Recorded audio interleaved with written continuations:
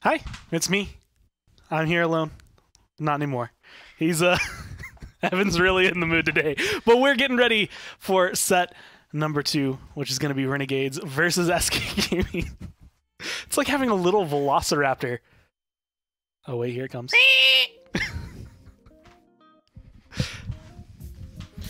Why are you so it's not professional? Me today for one. Why are you so for one chance or one shot? Where'd you get so short? Me. This is rigged. You're a tiny guy. All right, guys. Welcome back to the PPL. It's time to get this started. Game 1 up next. It is Renegades and SK. Gore. All right, I'm going to step off the box. You deserve it. Well, you deserve it, my friend. I'm out of words, I'll be honest. Like, I hadn't even started. Many people are. I show up, and they just don't know what to say. It's the effect. I don't know how else to describe it. We have maps coming up for you all, ladies and gentlemen, and it is Frog Isle. Really not a lot to tee up for this set. We talked about it in the pre-show, and we talked about it a little bit in the set prior. And Renegades have not really shown up yet, but there's plenty of map selection opportunities here.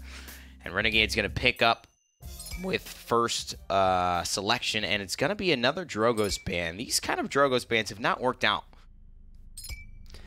I mean, you leave so much open, and this is actually where you kind of start to see it. Do you ban Khan, Makoa? Do you let Khan or Makoa through?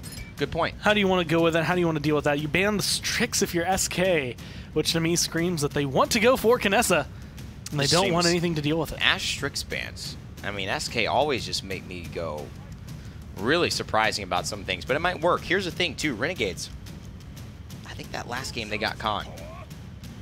I think they had the Khan. I forget their secondary front line, but I think it was Khan, Ash. Something tells me it didn't matter too much. No. It was Ash and Nara. I think it was Ash and Nara. Yes, it was definitely a Nara. I think ClickU was on the Ash. So there it is. So the Khan wasn't a big factor for them that game. I was just curious. I just know Khan, I don't think, has won today. I don't think Khan has won in the hands of Renegades today. So I'm curious why they keep going back to it. I wonder if they just feel like it's going to be so much better. And notably, Overpower is a lot more usable on a map like Frog Isle. It's a lot easier to just toss someone off the edge. Although with the way a lot of front lines have been running, a little bit of reduction, you do have to kind of play towards the edge a little bit more often and have your point take, which is going to be Fernando. So you do have a lot of options here, a lot of aggression for this map. But again, the only sniper is picked up there by SK. And it's always hit or miss with Kinessa, but this is one of the maps that she is probably the most consistent on. And I feel like, I mean, SK have one of the few players that can make it work seamlessly on this map. Yeah, Perdo. Gonna be great to see him playing. Took me a second.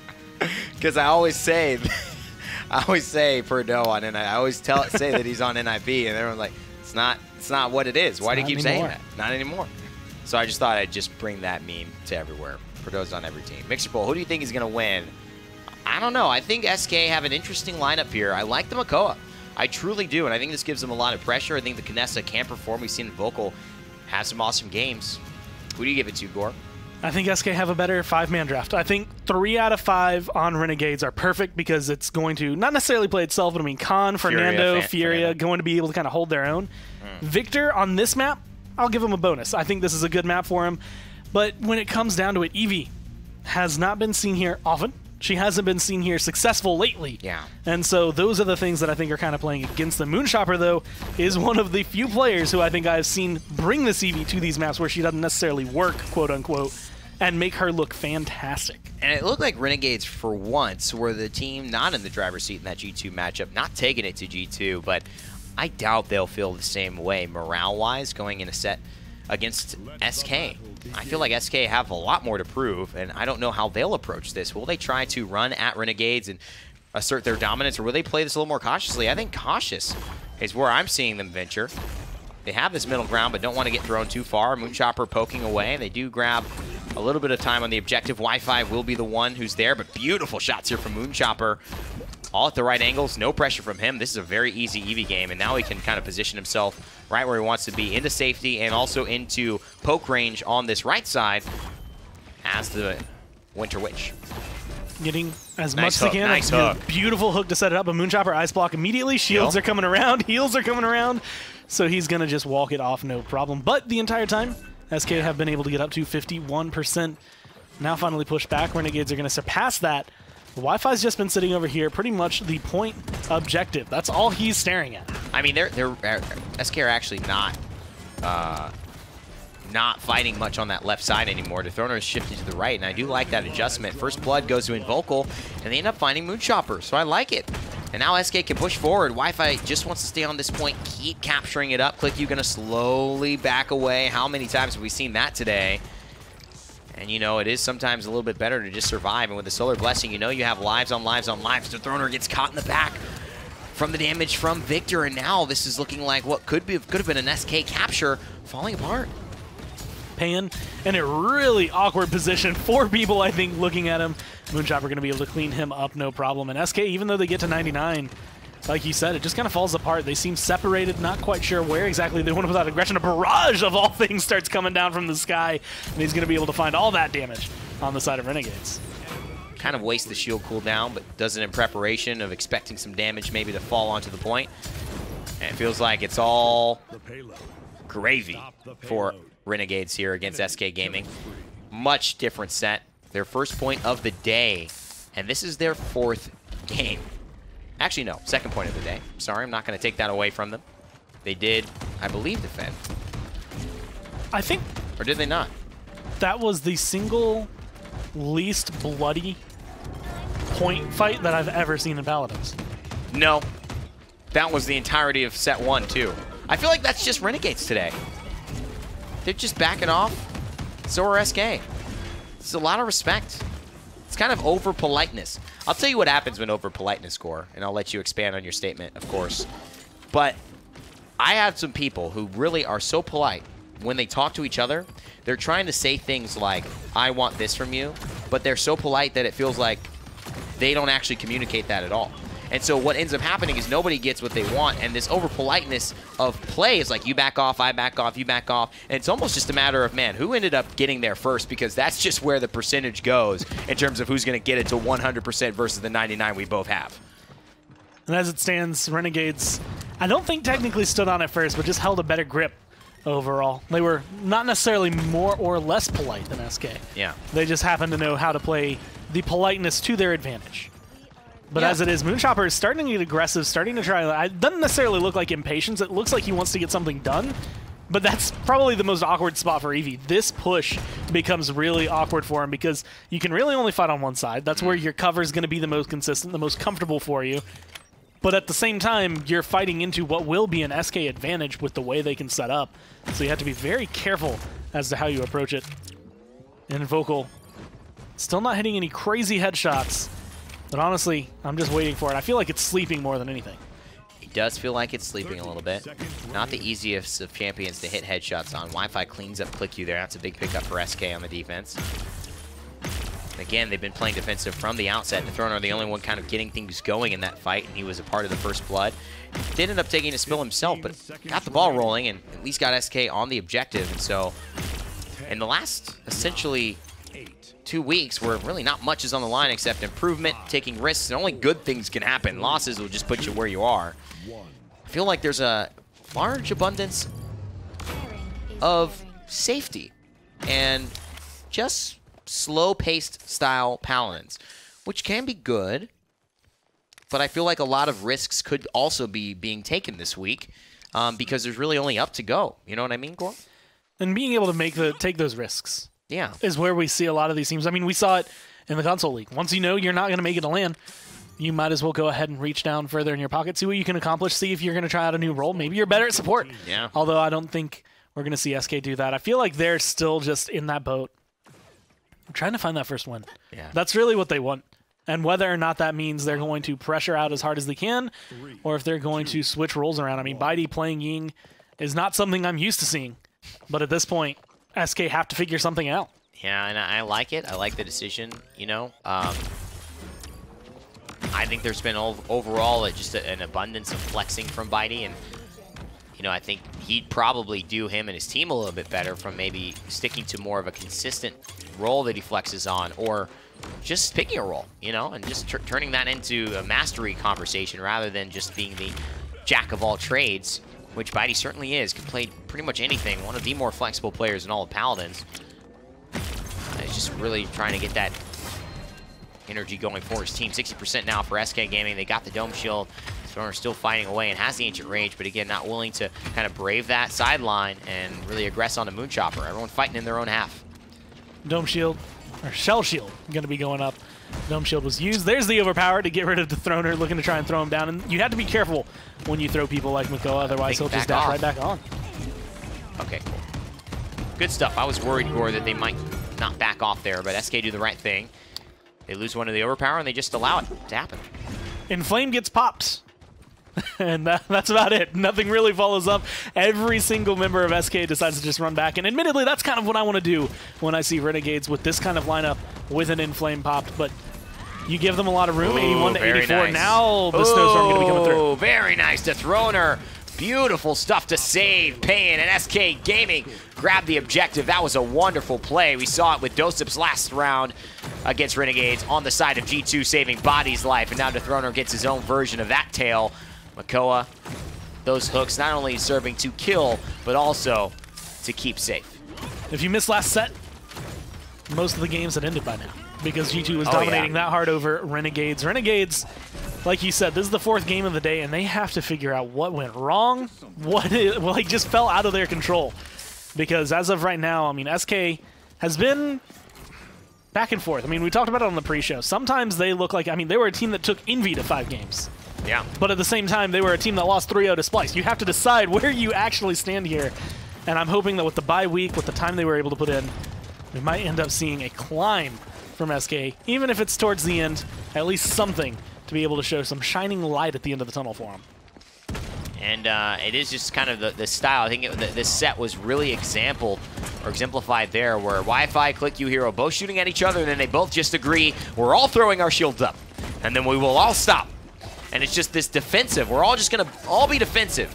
And I think finally, once the Throner made that play, it opened things up for Payin, and he started being aggressive on this left side. Him and Wi-Fi took the space during that time. It almost like it galvanized this team into movement, and now Payin has capitalized off that in another way. He's found another kill on the Moonchopper. It looks like if he finds the front line here, ClickU is going to be in desperate need of help. Hero drops down because he knows it's very possible, but target prioritization is not the problem. Another hook onto Loki, and he doesn't find the kill. Immortal saves his life. Now just trying to get the last little bit of pressure to push this in. They need to kill Hero. They need to kill ClickU. The shields are going down. You need to find the damage. Where are the shots going? Finally, they come through, and the push is going to be successful here for SK. And that's the type of energy that SK Gaming have been missing, that Renegades have not had all day. And really, we've been looking for it all split. The type of decisiveness that says, we'll just use stuff. You know, and they don't even use ultimates for that. And that almost scares me, because sometimes you don't need them, but sometimes that's on the side of caution that I'd like to see them stray away from in these moments and take risks to say, we're going to win big here. This is our moment. And you have to look at the ults, specifically the ones that will make game-changing plays at the end right there, right? You toss down a Dome Shield, and no one's going to bother contesting you. It's going to roll in. You're going to have that 3-1 relatively quicker, right, compared to what you were able to accomplish. Yes, you still get it. And I guess at the end of the day, you're able to walk through with your ult. But when you go up against other teams, I mean, I'm looking at G2 again. If you go up against G2, they don't care if you drop your ults at that point. They're going to just stomp you. And Vogel with the one shot, and he hits him. And Loki out for the count. And I like this. Dethroner run at him. Let him know that you own this territory. And now it's SK Gaming in a great spot. Still, they have the overpower to play around, but Dethroner's going to do his best to try and find a little bit of charge onto his ultimate before he goes down. Now still 51% on the side of SK Gaming. Wi-Fi should back off here, and he is. And it's exactly what you want, but what can Renegades do with this push? Illusory Rift popped, making sure the healing comes through. Wi-Fi probably looking for his way right back into the point, but Hero at this point has been aggressive. He's been right in the face and playing this angle perfectly to the point where he's hitting pretty decent fireballs. But those shots are the ones that are scary. Moonchopper feels a bullet clip, maybe even his left pigtail. I know. I think he has to get a haircut now because it just took half the side off of his head right there. Fortunately, not involved in the head box or the hit box. And that will not send him back to base. 1800 will be enough to just clip him, so it doesn't even need Eagle Eye to one-shot this Eevee. However, we may have seen some havens in the atomization come through. 96% now for SK Gaming, looking to finish this off. Pay-in, he's gonna do it. It feels like they just turned on the heat. Burst mode, Victor, he's gonna have to get into a whole different mode. He's gonna have to get into 1v4 mode here. And although the hook misses, it does the job of at least zoning out the only member who could contest. Wi-Fi cleans it up, and that's SK Gaming grabbing game 1 here over Renegades. It's definitely a better look, and I've been saying it wrong. They only took Envy to 4 games, but it was still one of those things that 2 of those games were relatively close for them. That's typically where SK has been living. They get really close. They'll even find themselves up 3-1 against some of those top teams, and that's when it kind of gets scary for them because you never know if they can actually close it out. This is a really good win for them because they have finally shown that they can convert that 3 to a 4 without letting the other team catch up. I mean, you know, Renegades getting a point, so that's a benefit, you know, to showcasing at least a little bit of improvement. All wrapped up here in terms of game 1, though, and I'm sure both teams eager to get to game 2. It does feel like Invocal really made the difference, and this is where you could see a sniper sometimes in the hands of somebody who's already made a lot of their presence in the PPL felt as a sniper. Woof, talk about a shot. You can trust them on this, and to perform on a map such as Frog Isle, a little bit easier, especially with no Strix to contest. I love it. If there was anyone who was going to make it look seamless. This is the one. And this has been back and forth. Mama! Right? Kinessa sometimes will look abysmal. But Invocal has been known for his sniper play. I mean, go back a year, and that's what everyone is starting to remember his name for. Yep. It's just one of those things that faded off. I really love his Drogos at this point. It's the same thing that you've kind of see with some of the other players at the top of the PPL. But you can never doubt the sniper when it comes back. It's going to just feel like muscle memory. Absolutely. And, you know, Nick talks a lot about you look on paper, but then you look at the person who's attached to that champion, and then you decide whether you have more or less confidence in them. And when you look at Invocal, I think you do have a good amount of confidence he's going to do what the sniper needs to do. Serpent Beach, we've really seen it picked up a bit, but we haven't seen it translate into victories very often. And again, the Khan loses. Just keeping track. Khan picked up for the Renegades. Khan losing again. That's your stat for the day. I think it's Keep important. track of Khan. And that is and actually... now Khan banned, but he's not winning. So what I'm saying is, let's think about it. Map specific, maybe. Or maybe it's just coming down the Renegades. Had more of an effect than SK wanted to just because of that. But now they have the Drogos, they have Fernando. Honestly, I think this is a little scarier than anything you could have let through. Drogos right now has been ridiculous. I've been saying now I've added 2 champions to the list. If you took away if you took away their ults, they'd still do just as much damage, still be picked up just as much. That is Leon and Drogos, and I feel like in this case, too. Well, Cassie's ult is kind of not there sometimes anyway. So I mean, we're going by your rules. If take away the ult. Someone that you can't take away the ult, Hexafire, Ruckus, definitely needs that, but still very solid otherwise. Yeah, that's a hard one. Fernando's kind of close, even though he does have an important ult. But he does a lot of Fernando things. Probably not at a high level. You couldn't really argue that. Maybe in your games that you're playing in Paladins, you could. Leon taken at the last breath for Renegades. Who do you think is going to grab this one? Another sniper. Invocal at least getting it 2 games in a row. By the way, his shot was looking... I actually think I'm going for SK here. That is where everything kind of depends. It's the same thing I said about Mouses. And typically when I go to Serpent Beach right now, I'm not feeling the Kinessa, but because it looked good, I can say at least that SK have a better chance than what we have seen out of, I guess, their EU counterparts sitting at the bottom. But I like Renegade's draft. I think the Drogos pick up, the Fernando pick up, and the Ruckus are going to be enough control throughout the point, the high ground, and over towards the waterfall to make sure that the control tends to lean their way. Well, Bitey, the back-to-back Ying games. Bitey, the Ying main. We'll have to see if he has a new outfit this time at HRX instead of the bandanas. Maybe he's wearing one of those veils on his face. That would be very funny. Cauterizes here, and Wreckers split across the board for Invocal, Payin, Throner, and Wi-Fi. Beautiful shots on the dismount. His job's going to be dealing with this dragon and also just getting those headshots like you saw. Already finding a little bit of meaningful damage. And who on Renegades is going to get to that back line and deal with him? I'm also wondering who on Renegades is going to eat the first headshot coming down, because Invocal is just slowly but surely honing it in. forcing them to play. And this is where you would typically see teams like Na'Vi be able to come through and say, okay, this is how we have to play this game. This is the angle he's at. This is where he can see us. How do we approach this at a different fight? Now it forces Invocal to move because he just couldn't see anybody on the side of Renegades. And it's this kind of game where he has to juggle being up and down. He's going to get a little aggressive here. And unfortunately, he puts himself in position to get taken down by a lot of champions. And you know what? That's just bad timing. I mean, I think if Leon stays there, she cleans up Invocal easy. But Loki moves back to the objective, and that's because of the pressure of Wi-Fi. So a really nice point fight here from SK. They're playing their checkers very well. Dethroner getting aggressive, but so far no big hooks have made a difference. Click U is probably an easy target for him to hit, but not an easy target to take down. Moonchopper kind of on the inverse of that. Easy to take down, but not the easiest to lock down with the hook. And yet, Renegade's still sitting 75% on the point. It seems like SK are looking for the pressure, trying to take over the high ground, and even if they get it, they're going to have to turn around and start paying attention to that point real soon. Yeah, a couple missed shots there from Dethroner actually puts them in a little bit of a bind, and Moonchopper now finding the first blood. Wi-Fi back on the objective, but Moonchopper staying alive is the big issue, and now that's Dethroner making up for lost time. He finds the hook onto the dragon, but the Hexifier is here. They're going to have to step on maybe soon, trying to apply a little bit of pressure. He's getting healed up. That shell spins one he's going to want to forget about for sure, but now burying into Click U.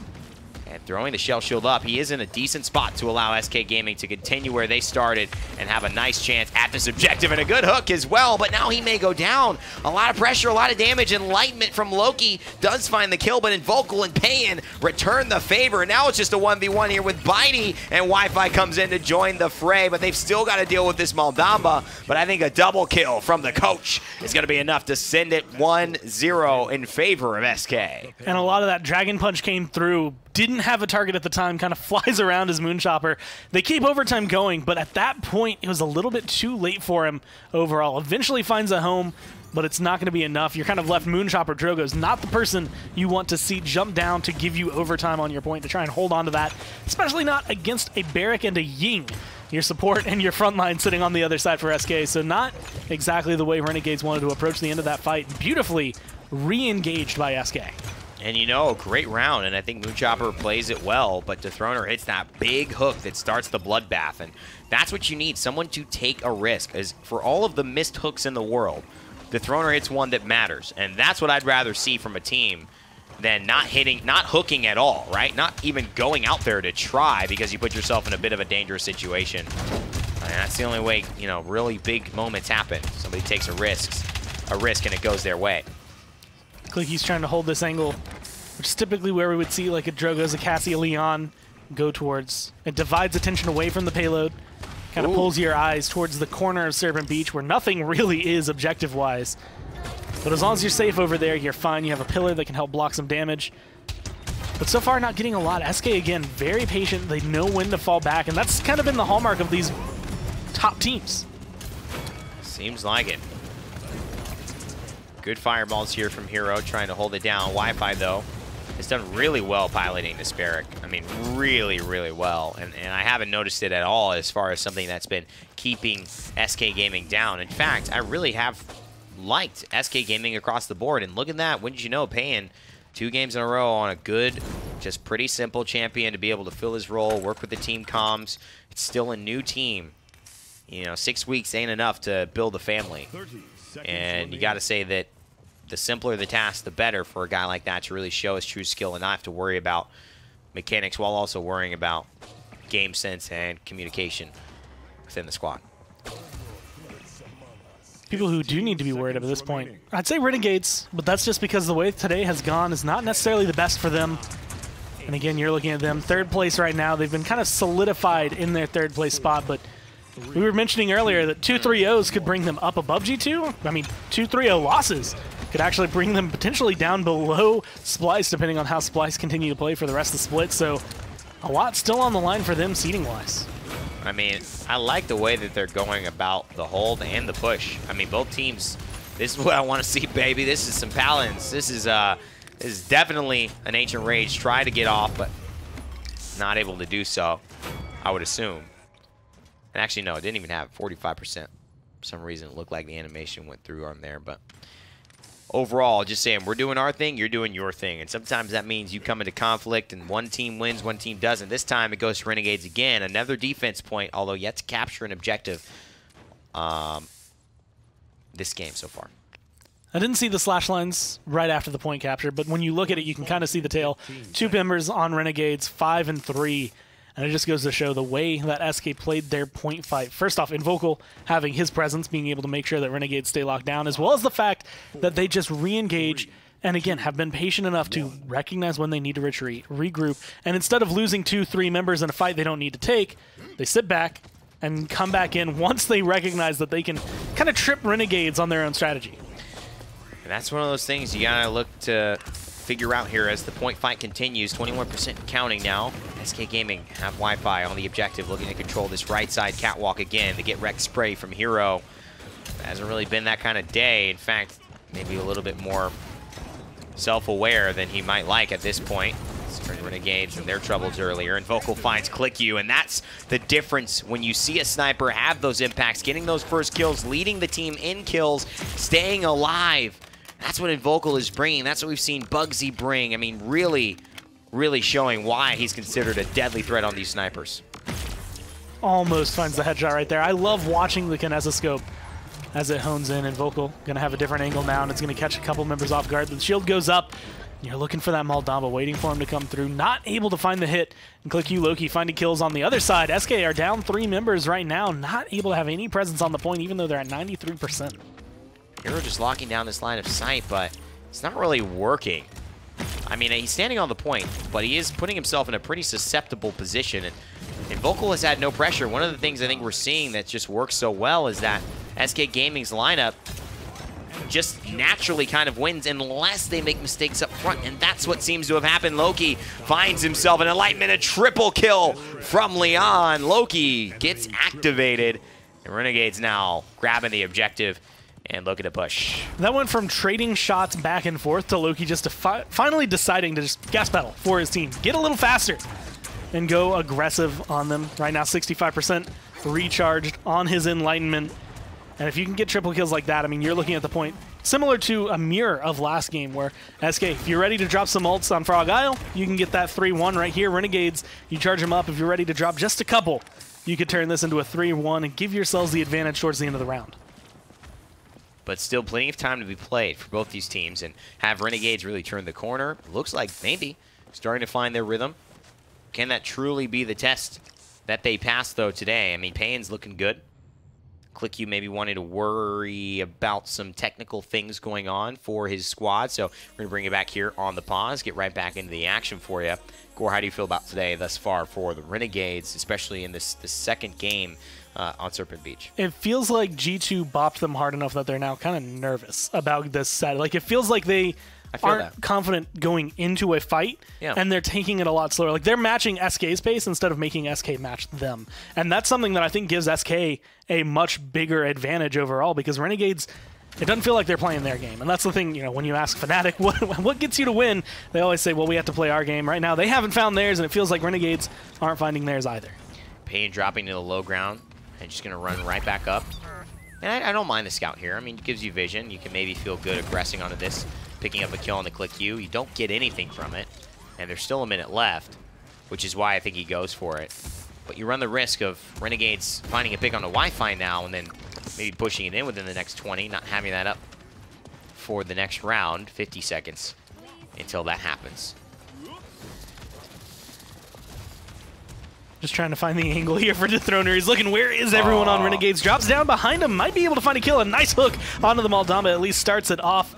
And he has his Ancient Rage, but he's going to go ahead and fall back. One kill, honestly, out of all that is good enough because he sets up a couple more. Click You and Loki fall shortly after.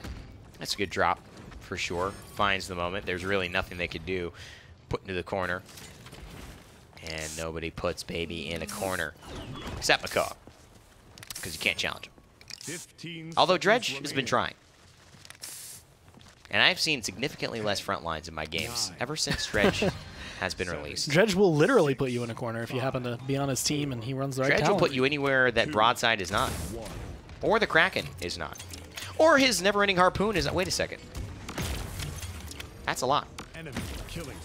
That's a lot of damage. A lot of damage he does. A lot of damage from Invocal as well. Coming around from the back. Could have been a wrap right there. Is looking for whatever he can, but still no big Shoot the tail. Crazy headshots. Does find the double tap, though. The double tail tap. I should go shopping. If only you could get the triple tail tap, then you'd have the triple T's. Triple T, triple tail tap with the triple kill. When they're coming on back with the triple rail. Oh! And I'm sliding on here, Enlightenment. And finds the double. Turns the triple, and I really like that he hits the presence at the end. That shows you it's a high-quality triple. It's not this Grace Valor crap. Ult and presence. That's what I'm talking about, baby. 10, 4, and 5 from Loki. And admittedly, that was that moment. He gets a single kill there on the Wi-Fi, and then you can kind of see it click in his head what just happened. He's like, wait a minute. Wait a minute. They don't have a front line. I can go ahead and get aggressive. He jumps in, and like the next 3 kills happen in a matter of seconds. But you do have to worry about on the other side. Where is Invocal? Where is he aiming? Because he's 7, 3, and 7, I believe, is what I saw. And he has a full cauterize now, so it's a deadly, deadly Kinessa sitting in the back line. And a great skin. And Leon, just so dainty. Like, has to take a horse everywhere. Like, literally to the front door. Can't walk a few steps. But it works out, though. Presence again. Loki's starting to get on fire. Bitey, behind you. I don't think he heard me. Didn't hear Invocal either. Who just died. Right behind him. Unfortunately, SK get caught off guard by the flank Leon. She took some notes from Shaolin, decided, you know what? I want to try this too. Maybe I can't use the stealth, but I'll still run all the way around them. Who needs stealth when you have glamour and prestige and dynasty behind you? When you're a member of the Van Dupens, I mean, come on. I'm trying to remember what we had said that Leon uses for her ammo in that rifle now. It was grace and disdain. Disdain. And maybe a little bit of admonishment. Because, you know, that's a high-class word for punishment. And it just is so fitting. Right now. Yeah, I mean, this is just straight up. I mean, Gore, I hear you about to start talking about it, and everyone's realizing this is just Renegades with a full dominating performance. I mean, as quickly as Renegades turned it on, I feel like SK turned it off. And so who did it? Who done did it? In the candlestick. In the library with the candlestick. Or who did it in the candlestick? I don't know. That's impressive. Candlestick's not very big. That's impressive. Can't fit people in there. Hey, Ant's got to, you know, ants in your pants. I'm going to go ahead and abort this conversation immediately. If ants can be in your pants, they can fit into a candlestick. That's just human life, baby. There's nothing wrong about that. Do ants breathe? They have to, right? I mean, how else do you make more ants? I don't know. Breathe. Like, oh. Do they use oxygen?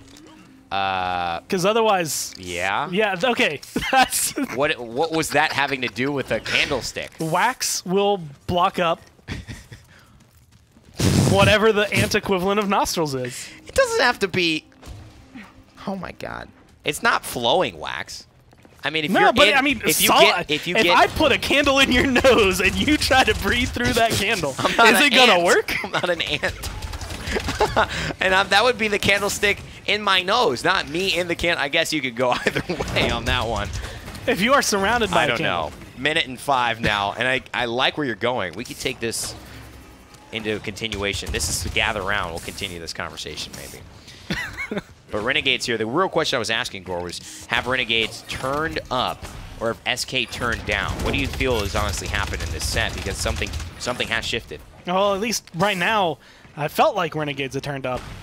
But now it feels like they turned off again. I mean, this is, and I'm just going to call it as I see it, this is some of the slowest engagements I have ever seen from a team. And it just feels, again, like Renegades are maybe too timid. SK recognize that they're kind of standing on ice. Things can go right or wrong for them almost immediately. And so no one wants to shake it up. No one wants to get and make that play. But then you see, like, Loki every now and then recognizes, wait a minute, I can get aggressive. There's an easy triple kill. The same thing can happen for SK at any given moment. But you have to be ready to break that ice and potentially fail. Otherwise, you will end up in a 19-minute potential Serpent Beach game where it doesn't feel like anyone's really getting anything done. Yeah, man, this is a very long Serpent Beach game. You're right. Well, it's a good map for games that are long because, you know, there's just these little moments where somebody gets something right somebody gets something wrong. The thing we talked about earlier is this set tends to be filled with moments where both teams play a little more defensive than offensive, and obviously it makes sense now for SK because they're trying to hold the ground, but Renegades, once they capture that, weren't able to get into the back line, really make any explosive plays, didn't sacrifice any ultimates. And if you were watching the earlier set, I mean, G2 so efficient in dealing with Renegades in these moments right here. Part of it was they were willing to sacrifice ultimates. They were willing to seismic crash. They were willing to do things like that. But I am in a different, it is a different position when you are 3-0 or 2-0 and doing that versus when you are obviously 3-2 and next round could be the round that ends it all. Right now, at least on this map, in terms of moments, I think more moments are happening for Renegades. 16-6, 10-7 there for Loki and Moonchopper. For Loki specifically. And yeah, Loki has been having a lot of like those simple times of recognizing, wait a minute, I can come in, I see the field. Like it's freeze time for him, right? And he sees every single member of SK, and he just puts a headshot marker on them, ready to go in. 4, 3. Whether or not they are ready for his flank this time around is going to be my big question mark. Can Invocal deal with him early, or is he going to be able to get another 2 early kills? Yep, he's got some good damage on a 1 target here. The Throner going to take a lot. It's going to force the Shell Shield, and that's already a really good cooldown to grab. And it's also going to hit and knock and force a dodge roll from Payan. So the new additions to SK getting bullied a little bit on this left side. The Throner does have the Ancient Rage, so we can actually walk at them to control this catwalk, and he's going to. I think he didn't want to risk dying, but unfortunately that Ancient Rage gets absolutely nothing, cancels it immediately, and this isn't the type that we saw with Dosips. I think this is more of the type that was more of a mistake in terms of how it was approached, and now ClickQ may be able to take advantage of it. Do ants breathe oxygen? Vote now on Mixer, ladies and gentlemen, to continue the conversation. Who did it in the library with the candlestick, and were there ants in the candlestick during that time? I want a skill shot line of t-shirts so I can start getting all these quotes on t-shirts that I can wear. Do ants breathe oxygen would be a hilarious shirt. That would, Gore. I mean, it's not that hard to make a shirt. Trust me, I know. Triple kill here from Moonchopper to seal the deal. It does feel like it was just, man, a lot of things suddenly going wrong, and you take those risks, but they end up not turning out in your favor. Renegades play the long game, and they grab it 3 points to SK, 4 points to them, and now it's tied up 1-1 going into game 3. I said that SK was kind of standing on ice, like they were two teaming. S-Cake, no, SK was standing. Are you I hungry? know I'm heavier, but I'm not always thinking about cake, all right? Why not? You know, weight doesn't have anything to do with the amount of cake you think about, because, bro, I'm really thinking about cake, too. There's some cake outside. Anyway. Cooper brought some cake. They're standing on ice, and they seem too timid to get aggressive. They might break the ice, and that felt like Renegades walking up with a hammer and just smashing the ice under them, making them fall into the cold lake and freeze to death after, what, 17, 18 minutes? I really threw you off your game on that analogy there, though I actually really liked it. I thought that was a very good analogy. And I think they were walking on ice in terms of their play style. Thin ice for sure. But now you got me thinking about cake. Well, now let's think about probably Loki or Moonchopper, I'm assuming are going to be highlights that come through. Loki, I think, had a lot more overall, but Moonchopper definitely helped solidify the end of the game for them. Both of them playing relatively well, but I think Loki was pretty much the top performer there for Renegades the entire time, always being the one to start up the plays. I feel like he helped set up every single one that started. Yeah, I mean, he was just in the right spot at the right time. That's what a Death and Taxes Leon needs to do. As much as you are, as far as this kind of damage-dealing champion, you are also utility. You are the anti-heal. You are the sign of House Aiko, and Bidey here healing the Throner realizes that sometimes you must heal yourself before you start to help others. Unfortunately, wasn't able to either have the Dimensional Link available or didn't even recognize that he was in trouble before it was too late. Loki, the assassin, on the Leon this time, and we'll see if we head to map 3 to see where they end up in the drafts, the picks and bans, and whether they go the way of SK or if Renegades are able to clean this one up. Bright Marsh, going to be relatively similar, I think, in terms of draft that we've seen for the last couple. Not going to see the Kinessa. I feel like the snipers are probably put to an end here. But this does still open up the Ruckus. I mean, potentially we've seen Talus come through in Europe. This is something that might be picked up by one of these two teams. Anyone, I feel like Renegades are the ones more likely to try and pull that out. The Ruckus. Or the Talus. The Talus, yeah. Yeah, I think the Talus could work here. Bright Marsh is a decent map for him. I like to see him in that 5th pick slot, though. And the bans do work. And was this a Khan? Khan was banned last game. He was banned this game as well. So the Makoa taken again for SK. The Throner's got that plenty of times. So that's got to feel really good. Every single game thus far, actually. So now you get it again. You start to get some comfort. Well, we see the Cassie prioritized yet again. Maybe something like the Yang, the Fernando, and the Drogo's given again. I mean, as of right now, we're just running back most of the last map. I mean, I think you replace Ashe with, I can't even remember what frontline was there. Last game, Anara, potentially. Either way, Makoa, Cassie, Fernando, Drogo's, Furia. And admittedly, this is something we say about Drogo's a lot, but once you kind of get into the rhythm, once everything's set up for you, you get real comfortable on it. You don't have any worries in the world, especially on Bright Marsh. You sit either up on the high ground, you sit a little further back. It is real easy for a Drogo's on this map. Oh, I like it. I like it. It's no Sky, but I'll take it. It's no Sky, but it's an S.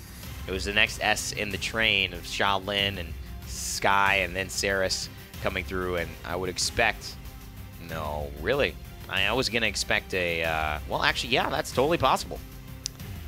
It is. You know, I actually wouldn't hate it. It's one of those things when you're going up against two front lines that are really tanky. Makoa and Ashe, one debilitate Sky, can absolutely shred through them. Yeah. I mean, I think, I don't know why it suddenly shifted into being, you know, valuable, but we do obviously see it in North American PGS today. And now we see it in the North American PPL. Sky, last pick on Bright Marsh, ladies and gentlemen. And the Saris on SK. Who do you think is going to win? If we take a vote from the YouTube comments, Saris will be the winner because everyone thinks she is the best no matter what. But if we take a look at the Reddit complaints, Sky will be the winner. Because everybody hates Sky. And playing against invisibility. Well, what is that? How do you get it goes this back cheap? to actually what you had said earlier when we were doing the PGS, especially on this map. Sky is one of those champions like Maeve that just doesn't feel good to die to. Yep. Because she will just kill you. Like that's all she does is kill you. Yeah. And then she usually gets away with it because invisibility, or she gets there because of the invisibility. So then the question becomes, how much respect do you give Loki on this map? Do you go into a little extra vision to try and spot her faster? Right. Or do you still focus on your cauterizer, potentially even try to return to maybe a Haven just to block some of the damage, although it's not going to help against percent damage? Man, I don't know.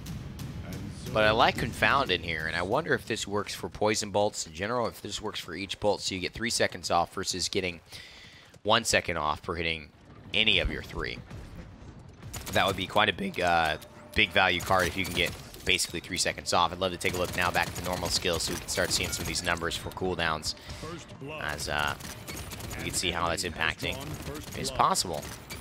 Feels like you don't really get the chance to see it with the smoke screen not used yet. First Blood going the way, I believe, of SK, and then Renegades following back up with Loki finding a kill.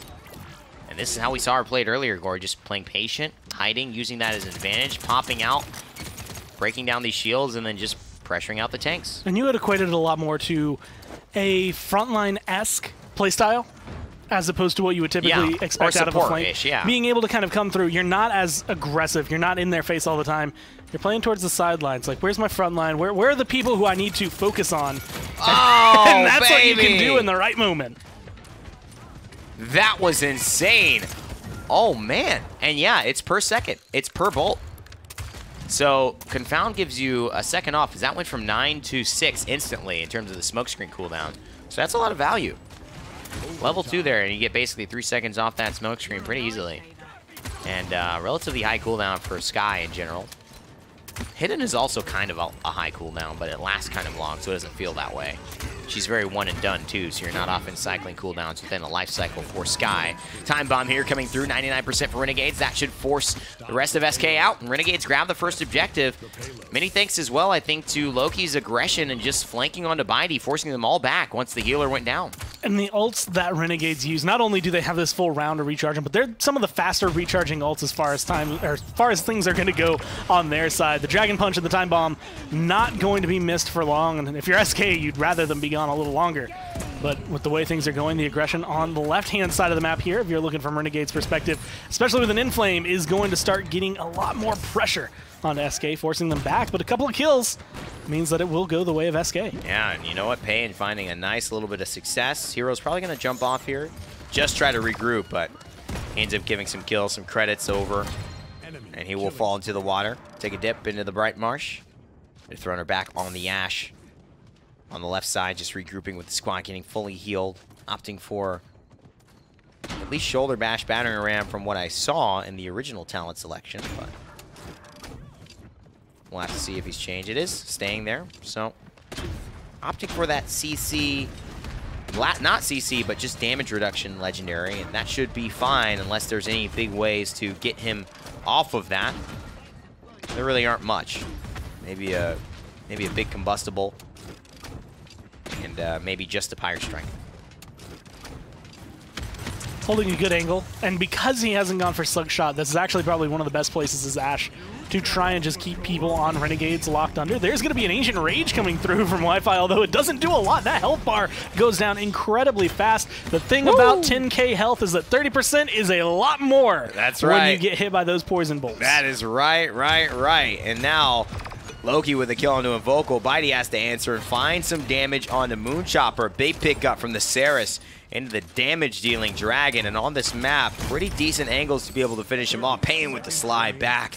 Can't quite slay Viral, so that means that the support's still alive here for Renegades. They are pushing, and the Solar Beam gives ClickU yet another life here, and Loki now has a little bit more room to work out of on this Debilitate Sky. This is such a difficult shell to crack if you're Renegades trying to get back in here. Even though you did get to burn the Ancient Rage, every ult is still available for SK, save for that one. And you have to start picking up kills. No. You do have the Inflame coming up relatively soon. You have a few ults that you could pop if you really need to, but again, both these teams playing the way they have been, I don't expect to see any. Looked like a little bit of a longer delay than I was used to expecting from the throw of the Ceres ultimate into the actual landing of it. There's the Inflame as well. Renegades trying to push this one through. ClickU staying alive. He needs the heal. Solar Blessing right on cue. Loki in the back line. Payan sees him, but he can't see him within the smoke screen. And there's the Enlightenment. He guesses, and he guesses right. Yahtzee for him. But unfortunately, it doesn't look like they have an answer for Moonchopper here, who 1, 2, maybe 3 is going to help Renegades push this through. Again, Moonchopper on the Drogos with the Sky Spray to boot. Kills the hearts and the dreams of SK Gaming right at the end. Here I was sitting, preparing my spiel once again about how Drogos isn't the one you want trying to push the payload alone, not the one that you want focusing on the objective. Moonchopper showcasing why exactly you could leave one of your DPS players there.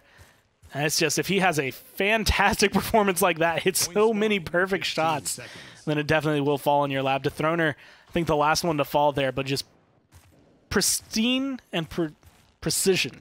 Precision, yeah. Moonchopper to make sure those rockets are locked down where they need to go. And he saves the Dragon Punch to boot. He certainly does.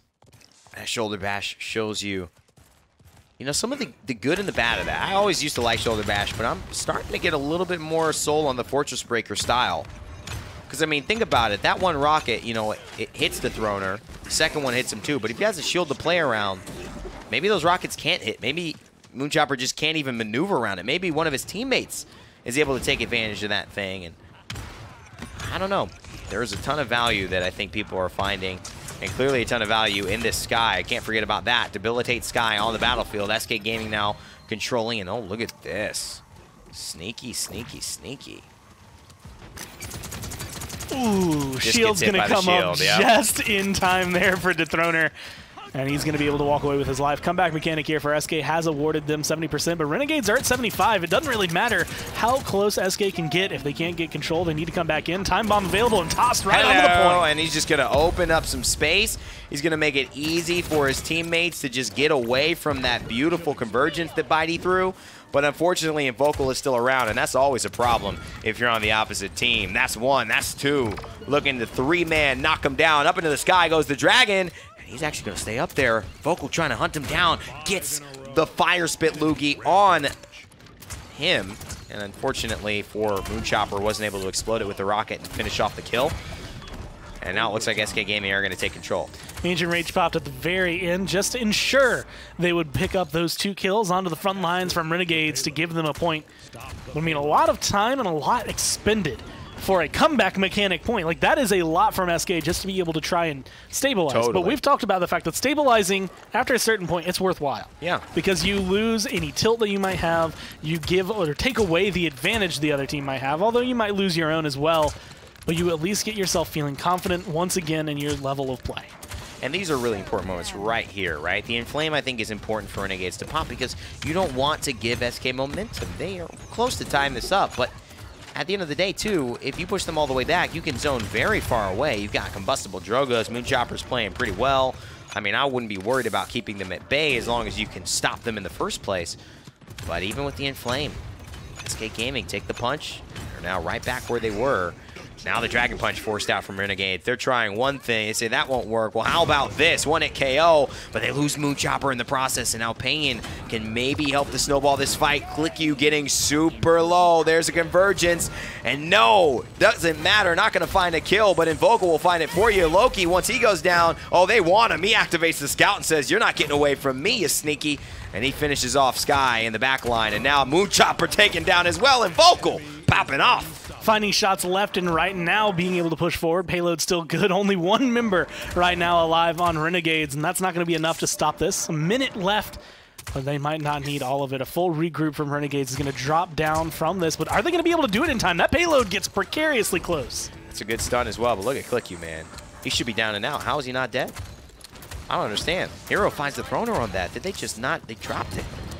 Oh, man, that is a rough one there. Maybe they just lost a little bit of momentum, a little bit of miscommunication, but 1 shot was Click You, and still getting healed back up. Great push by SK Gaming, and they've got some time. 33 seconds on the clock, although a lot of those numbers are in the sky, which is quite white, actually, and kind of making it hard to read those. Now that we're over some of the green pastures of this map, you can see that this is really their last chance. Throner shoulder bashing in. He's got the assert dominance. He's going up. He's landing down. Oh, but he didn't get the high ground. So how much of an effect will that have, especially with Hero finding a beautiful shot and finishing off Pain? Well, that minute went by incredibly fast to Throner. Almost blocked. Doesn't matter. Does find Click You and is able to stay alive just for a little bit longer. Not going to be enough, though, to be able to hold on to the overtime. The rest of the team, Wi-Fi, trying to get there as fast as he can, isn't going to be able to get it. But oh my. Again, 30%. Goes by incredibly fast. Poison darts as a front line is, it hurts. Yeah. Is the best way to describe it. It is painful to be on the receiving end. It is painful, and really nice play from Pain and Vocal here. And that was not just like miraculous. You know, the Scout was activated from Vocal, so you got to give him some love there because that's the only way he was able to see the sky. Can't believe I've seen it 2 times today after not seeing it for an entire feels like, you know, imagine the months. world I'm living in. I've seen it 3. You've seen it 3 times. Holy moly. You must Is be this the close to darkest visiting the timeline? Shadow Realm. Yeah. I mean, it's been interesting on this map, and I feel like Sky has her merits. 3. And that's one of those things, and we've been saying that this is probably one of the most competitive metas that there's been for Paladins. A lot of champions Yeah, are viable. Totally. There's no reason that Sky can't find a home. Saris can't find a home. Right now, maybe one or the other looks better, depending on which side you're rooting for. But Sky, Bright Marsh, they go hand in hand. And now Renegades able to close this one out potentially. They've got the objective. They use the Inflame. People backed off. Throner no longer with the assert dominance. Loki finding Wi-Fi, all good things. But I think the Ancient Rage is up soon. So what can the Throner do? How much ult charge can he get? Not much. SK Gaming forced to back off. Moonchopper still with the Dragon Punch. As long as you use these assets just semi-effectively, you should win this. And it's 72%, 75. Now the question is, can you even get to the objective? Waiting for the Ancient Rage. He's going to go for it now. Dragon Punch primed and ready. Looking for Wi-Fi, but there's no Wi-Fi to look for. Dragon Punch soars by and looks for another target. He gets the other front line instead. The 6th man, 99% on the objective, is helping them out quite a bit. Pain's got to slide in, but he's going to slide right out as he does. Renegades with the win. That puts him in the lead over SK. It's weird to say this. Sky gives them a lot of confidence in that fight just because there's not much Makoa can do. An Ancient Raging Makoa against the Sky does not win that fight. And like a Dragon Punch, by the way. Dragon Punch and Debilitate are probably the worst nightmares you could have, maybe other than a Guillotine Zen coming through. Like, no matter what, you're going to die. Like, everything on that side was incredible for them. But Loki being able to find that, I mean, 98k damage, and a lot of that is going into those front lines. Yeah, most of it, I would say. Takes much less damage than some Skies would, partly because of the low health pool, but, you know, when you see a Sky, you're thinking, all right, she's going to double everybody's deaths, but he goes positive. He's 11-8, best KDA, very high amount of credits earned, although a little bit less. Like the build, Confound, cool card. I definitely want to maybe run that because I like the smoke screen here, but Moonchopper had that big moment, and I think that moment where you give yourself that 2-0 push, you take that 3-1 lead, and you really give yourself, or that 2-0 lead, and you give yourself that cushion. He's done it once before against SK on Jaguar Falls. He's going to do it again. One of the few champions as well that's going to use... So the payload kind of has like a, I want to say like a hemisphere around it, right? It's got half of a sphere. Yeah. And most of the time you're looking at the circle on the ground that's around it where people are actually being able to contest it. Droga is one of the few that can hover above the payload and contest it. And that's exactly what Moonchopper does in that scenario. It's very difficult to lock him down and focus on anyone who might be coming in and focus on the fact that you're taking damage from him. Like, there's so much going on for him that really benefits him there. He plays it wonderfully. 100% agree there, Gore. Now it's time to take a look at what will be unfolding for game number 4, Splitstone Quarry. Yippee-yaha. What an interesting map selection here. I don't know. Burning with passion and excitement. You can feel it. Fun and interactive gameplay. Well, you know what? I'm not messing with people. I just think that we've seen a lot of Splitstones lately at the end of these sets. And it's A, because it's a pretty good map. B, better than Ice Mines, right? Better than Timber Mill. Yeah. But clearly also better than Frozen Garden, you know, for a lot of people. Which is interesting. Interesting. I guess it depends on the strategy. Right now, I think I it's like NIP. playing Frozen Guard. NIP loves Frozen Guard. With Yeah, the way I have things fun are with going it. for I like the that split. But Splitstone is where Better than it's Fish Market. potentially being brought home. I like Fish Market too. I don't. I think I would put. Are we talking playing on or Playing on. spectating? Because spectating, there are a couple maps that. Yeah, Man. but in a competitive setting, you know, and I say this, Fish Market's the map you go to lose. You know, and I'm just going to keep saying it till the cows go home. Because I think it's just a very, very difficult... Yeah, till they go home. Till they go home, Gore. Right until that moment. That's not what... Wait. That is what Chick-fil-A wants. You never heard that saying? No, I haven't. Man, of all the things Which is weird, that you because I question feel like me that's on, a very southern... I say so much that sounds random very southern stuff, too. Of all the things I've heard my dad say, I feel like that should be one of them if it's not. Well, I mean... Maybe your dad's saving the best for last. You never know. You might be saving some of that stuff for the wedding. Now that you know, son, I never said this statement, but I want you and your wife to be together till the cows come home. Or go home. Oh, man, I forgot it. I haven't said it so long. I saved it for this moment, and I forgot. And scene. Hopefully your dad doesn't cry at your wedding like that. It wouldn't be that big a deal. And this is Core Miser. Who will win? Caught in between 800 things to say. Renegades saying SK. none of them. Will Kinessa be the make or break win for Renegades, or is it the Willow that will determine everything? I don't know. Why don't you ask Mixer? I did. I was talking to the camera. I knew that. All right. Splitstone Quarry here for the Renegades. And it is a closeout game for them, and SK Gaming have been trying to find their way back into relevance here as far as the PPL, finding wins. A lot of players that have attempted to make big moments happen again and again and again, but it just feels like it hasn't quite surfaced for them. And we talked about that moment with the candlestick, and we won't revisit that too much, but it was a matter of who shifted positive and who shifted in a negative direction, or was it just a little bit of both at the same time that made Renegades kind of have this start to the Game 2 and Game 3 that turned the tide in their favor over SK? I'm curious to see Loki, Kinessa. Wow, Can he nice put spot. Invocal to shame earlier from what we saw, or Is he going to be sitting back here pretty much back in his base, not looking at the point at all, worried about what could be coming his way on the left-hand side of the map?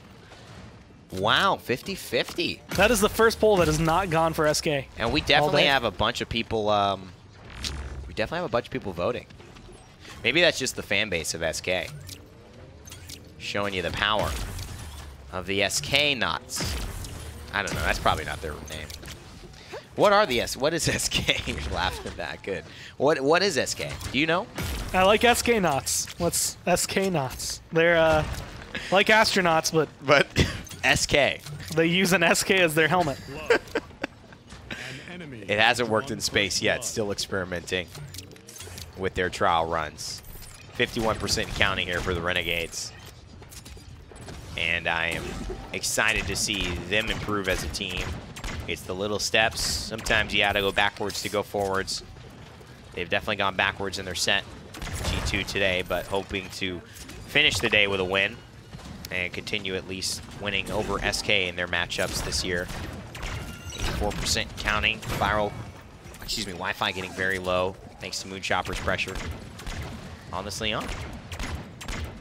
And holding this angle beautifully. This is probably one of the few scenarios you'll see where that kind of combo is going to come through. I'm really, really glad Loki was able to find that shot, just because this is pretty much the poke game from Moonchopper. Loki can finish people off, or vice versa. If things happen to go the other way, Moonchopper going to be forced out. Loki is dead right now, but Inflame is popped here for Renegades. I mean, that's just a lot of viral on Furia that's working, and these Solar Blessings are just really making differences, and that extra damage from the support that's just hard to have when you're piloting a Ceres or a Yang or a Maldamba. You're still getting the same amount of healing or more in the faster portion of time, and you're also still doing much more damage. It's a thing that Furia is able to do, and this is 1.6, so she has that little Kindle Soul buff, but you know, for all those in chat who said F for Furia, it doesn't really look like that's the case. Seems like she's still doing her thing. I mean, it is hard to beat. I think the math still comes out as 6,000 health a second. The math is still sound, Core It is ridiculous amounts. I mean, even if you are able to shut it down right now, Dead Zone is the only thing that can truly bring it down to something that is negligible. Otherwise, even with a Cauterize 3, even with Death and Taxes, it's 600 health a second. And it's still going to keep you healed up pretty well. You know, the way they write it in the tooltip is so funny, too. I got to give them some crap for that, because it's like, they say it in this like way of like ridiculous increments that no one knows. It's like you got to do math to figure out how much healing it is per second. Every 0.05 it's like every seconds. 0.053 seconds you get 0.125 healing, and you're just like, what is that? Holy crap, that's 6,000 health a second. You know, you have to figure it out. And I'm just like, just say 6,000 health every 1 second. Doesn't that make sense? I don't know. A minute and 20, no, Ancient Rage. You're with me on that. I'm with you on that. But okay. The wording of 300 health every 0.05 seconds. Because then you have to, okay, well, that means 600 every 0.1. Exactly. There's then that 10.1s in exactly. one. Okay, now when you add it all together, oh, that's 6,000. Yeah. That's a lot. That's a lot. That means that even with, like I said, Cauterize 3, that's 600 health a second. How many? So you have to have more than 600 DPS to take someone down under that. Dude, how many people, as a really nice response here from SK Gaming off the Dread Serpent and the Fae Flight as well, and the Seismic Crash, so good stuff there.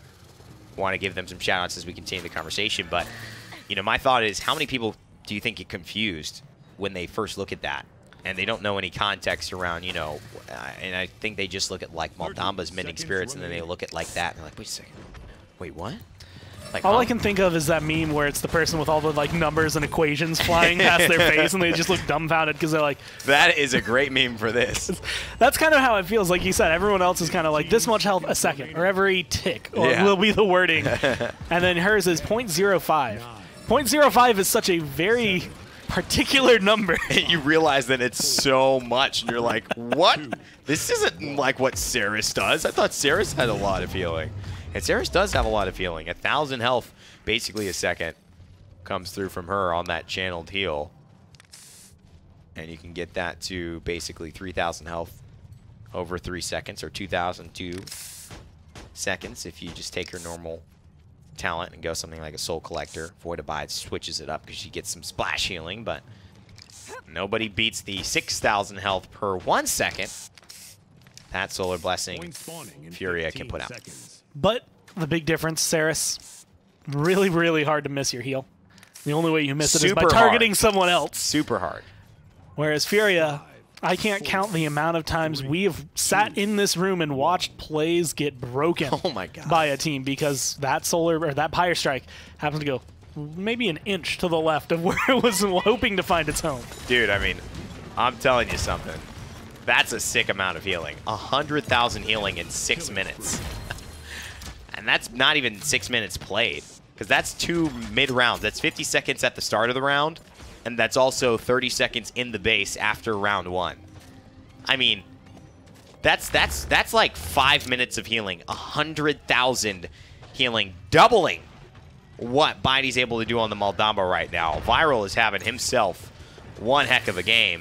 And you got to give credit as well to the 2 frontliners on the side of Renegades who are just grouping up, standing in that Solar Blessing time and time again. Seismic Crash comes through. Not going to find a lot. ClickU's holding this angle. I think he was hoping to try and pull someone into the Fidget Spinner of Death, but not going to be able to find it. 93% comeback mechanic for SK, but they're losing people left, right, and center. Left, right, center, 4th dimension. We don't have enough ways to talk about how many members are going down on the side of SK, although maybe Renegades binding up where they can chew here. Moon Chopper's going to clean up Wi-Fi. I think this is going to be a 3-0. I mean, it would be hard-pressed to see how the Barrack by himself could overtake these 2 front lines and that Solar Blessing behind them.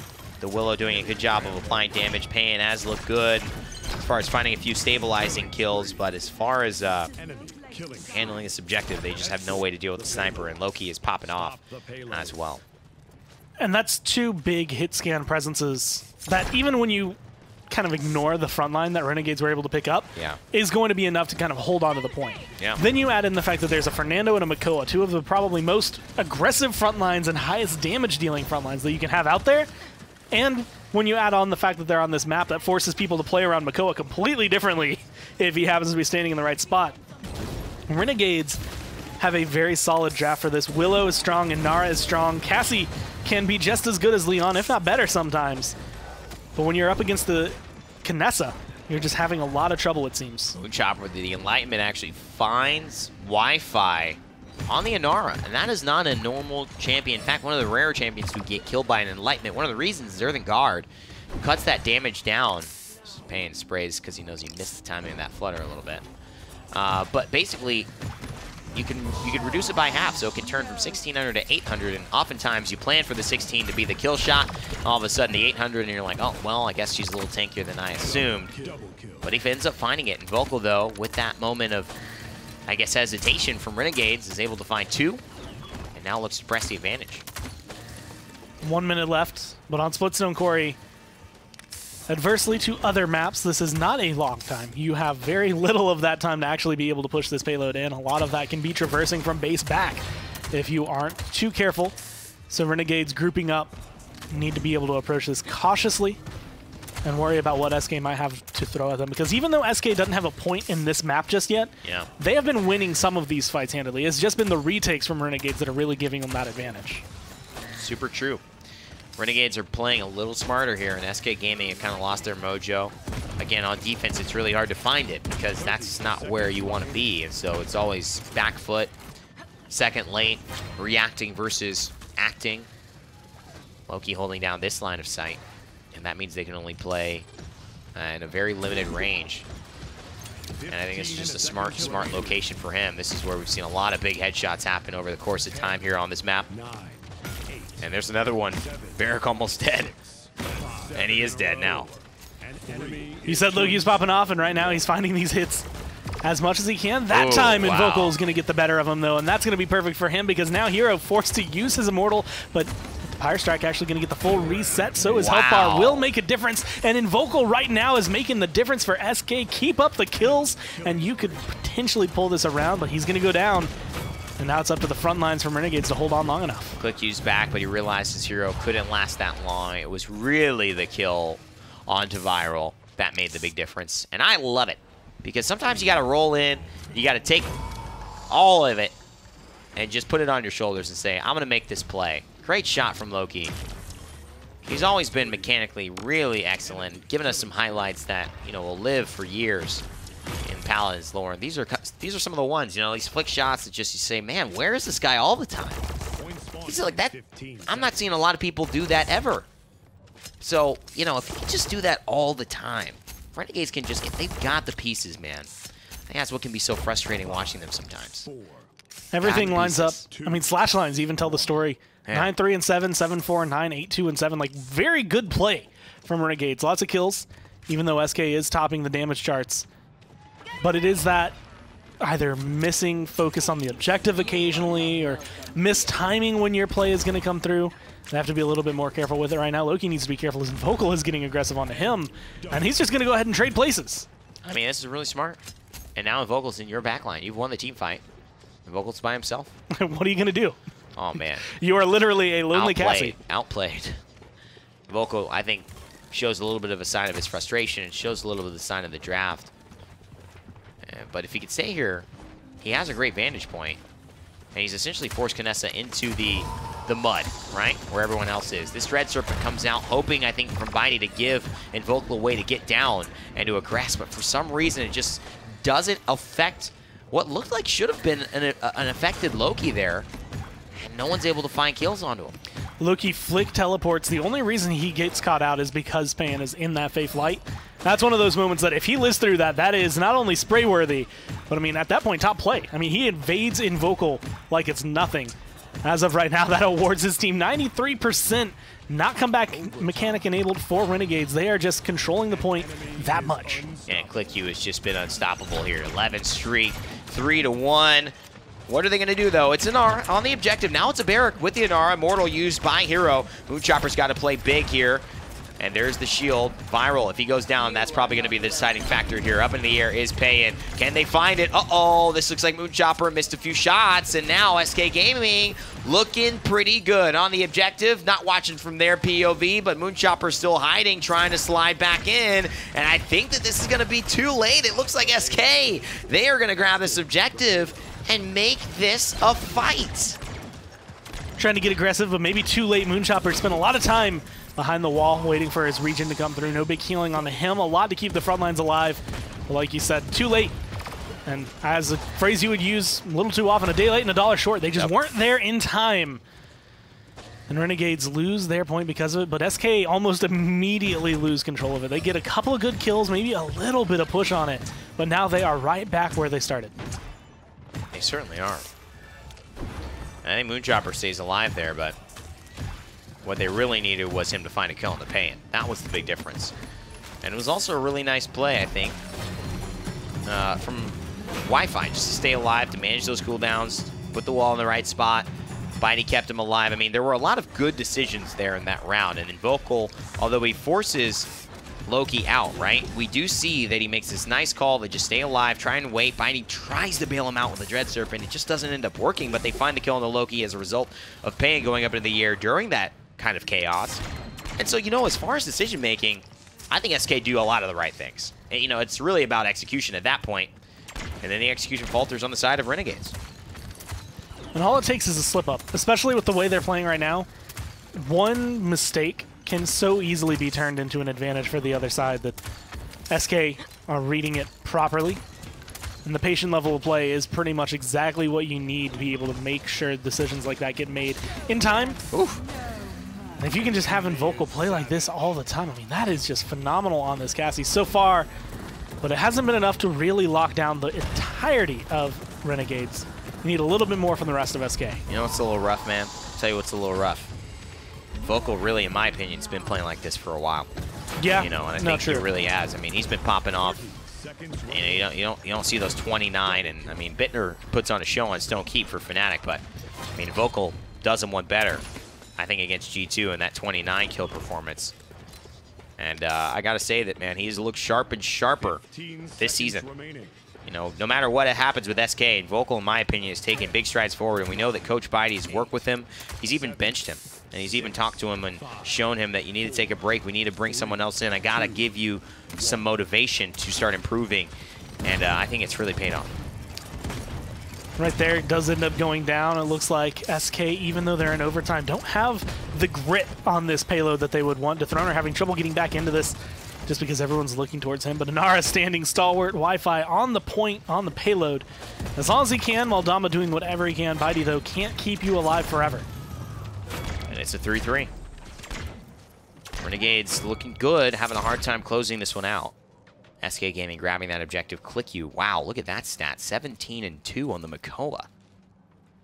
Incredible performance. That 19 streak has lasted for a long time. I mean, I believe he was still on a streak coming into this round, so undying so far, which means he's probably going to end up dying very early on here. This is one of those things. Renegades are in the position where if things go wrong here, they slip up, they will pull an SK. And even though they had a 3-0, 2-3-1 lead, 93% on the point wasn't enough last time. So they're going to have to make sure they hold on to it better. But it's so much quicker to say SK. We can't say they pull the Renegades now if they tie it up. I don't think Renegades can do it for the sake of us just being able to call it an SK. That seems to be what SK do, though, right? Hey, and Vocal gets a kill on the Loki very early on. That honestly will set them up really well, and the Enlightenment misses. You know, and he gets kicked in the 3P, but he's got the wall next to him, so he doesn't really see what he's shooting at. I've seen that happen a couple times, I feel like, on this map. And look at SK Gaming. They're all like, yo, dog, there's an objective over here. Nice wall. That actually knocks him up a little higher, I think, than Click you wanted. His 20 streak, as you mentioned, could it be coming to an end? Really nice Warders Field. Nothing's going to do. Earthen Guard. Oh, man, Bitey, you got keeping him alive. Dread Serpent as well. Bitey showing up big time.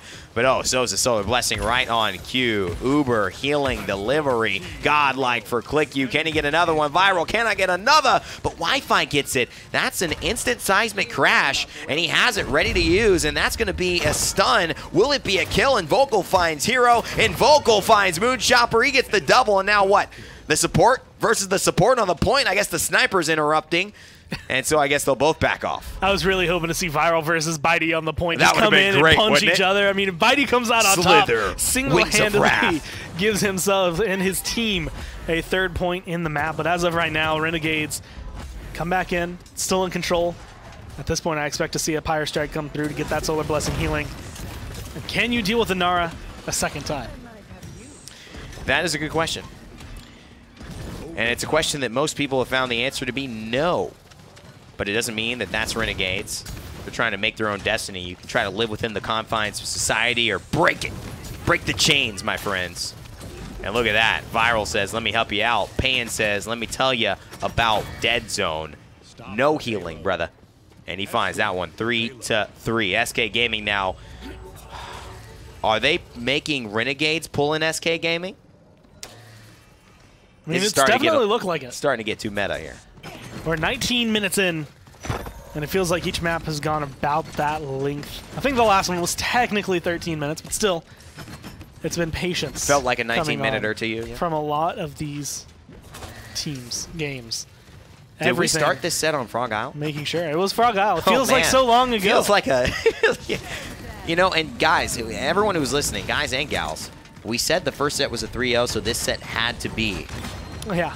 This had to be a barn burner 2-hour set. If you remember... We knew it. It's the rules of the PPL. Just a couple weeks ago, the same thing kind of happened Splice. Splice but who's the common denominator? Demolished. Splice and Renegades. Splice and Renegades. They share one true fate. So everyone was saying... Okay, so G2 whoop Renegades. And in that one, Envy, do they whoop Splice? They whoop Splice that Envy week. whoops Splice. It was a So here's the thing. We see the top two teams, okay? And then Renegades take Splice to 5 games, 2-hour barn burner. But the conversation has Splice and Renegades gotten so much better, or have they fallen down? But Splice clearly fallen down when you look at the top team Envy. Renegades clearly fallen down when you look at the other top team G2. And now take a SK, another bottom team, to a 5-game potentially set here. What does that have to say? I think that just... Those are the facts right there. That there's this clear divide between those top two teams, and just calling it as it is, it's really going to be the contest of who breaks out of that mold, who breaks out of it. And I feel like, I don't want to say that SK nice headshot. was subpar compared to the other teams, but there's a reason they were sitting at 5th. they just weren't able to lock it down. Those first couple weeks were important for them. But right now, it feels like not only have they figured each other out, but they've kind of figured out the meta to the point where their drafts have gotten better. Surprise, mother! Which makes it a lot easier to deal with Renegades and Splice. Both of those teams going to have to step up if they want to have their performances change as time goes on and as lands come through. Thrown her in. It's pretty funny. And Vocal just turn up They just right hide around in the the corner. Like, what up? And they just take down the sniper very quickly and efficiently here. SK Gaming, they could do it. Mother's Grace, Earthen Guard, these are things that will keep Wi-Fi nice and healthy. Still contesting. Shell Shield, though, and Moonchopper's kill. That's probably going to do it. It's 2 members going down on SK Gaming, and that's a third, and it looks like this will be the push. 21 minutes on the clock. 22. 22. 22. Sorry, Gore. And we've still got ourselves a game here. If SK and yeah, can win this point. and it was didn't that set end on Split Stone as well, or am I forgetting? Or there was definitely a You're game asking on the wrong Split person. Stone. I might have casted that, but those 5 games are forever lost in my memory.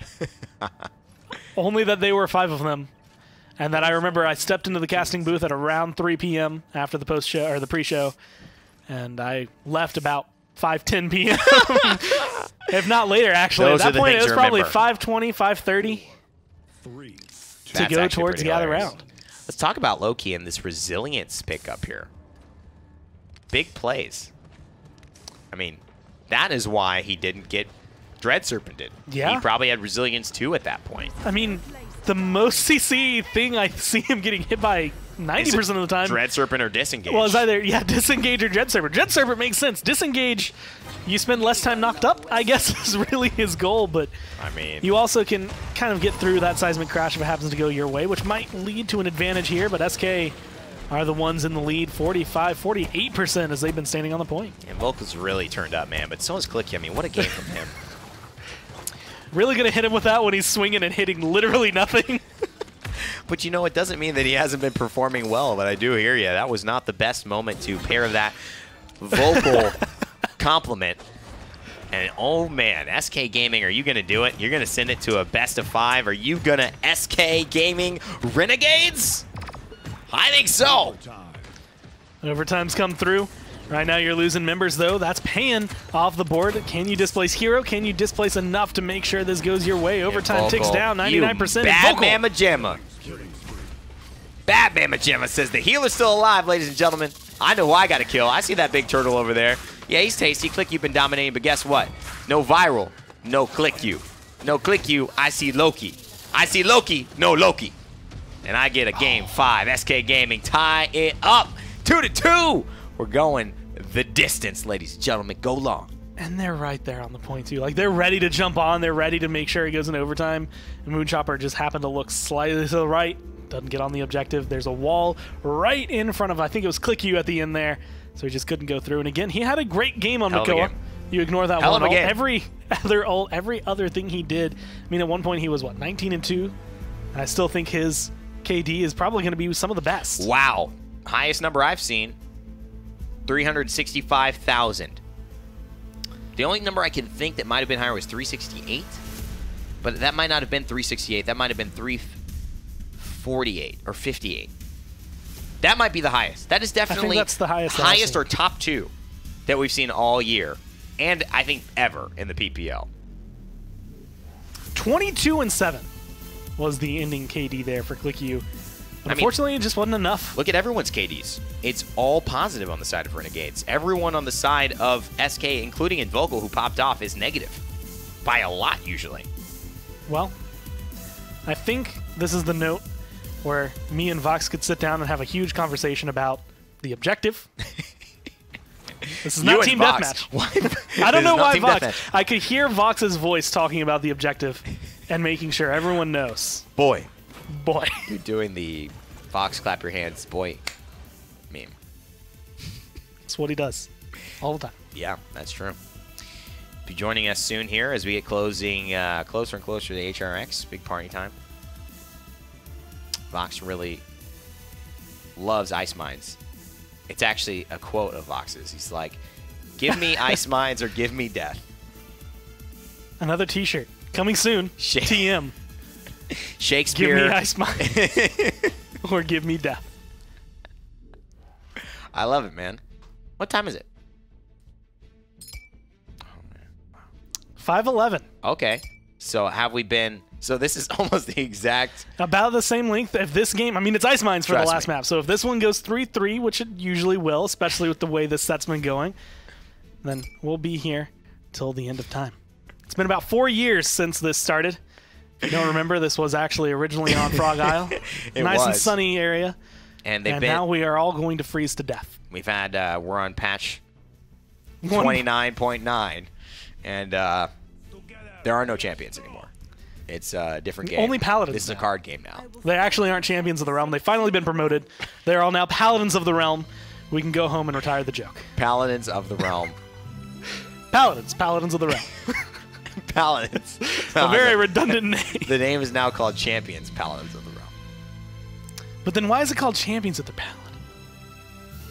Don't ask me. I'm the one who Ask just the said Abyss. that we could retire that joke. Do you want to bring that up to the Abyss? I'm not going to talk to the Abyss. Look, this Kraken is also a gun. Maybe the Pyre, but try to, I mean, the Abyss deals with complaints. That's why there's not a lot of complaints. Worst case scenario, they just literally rip you apart with a Kraken.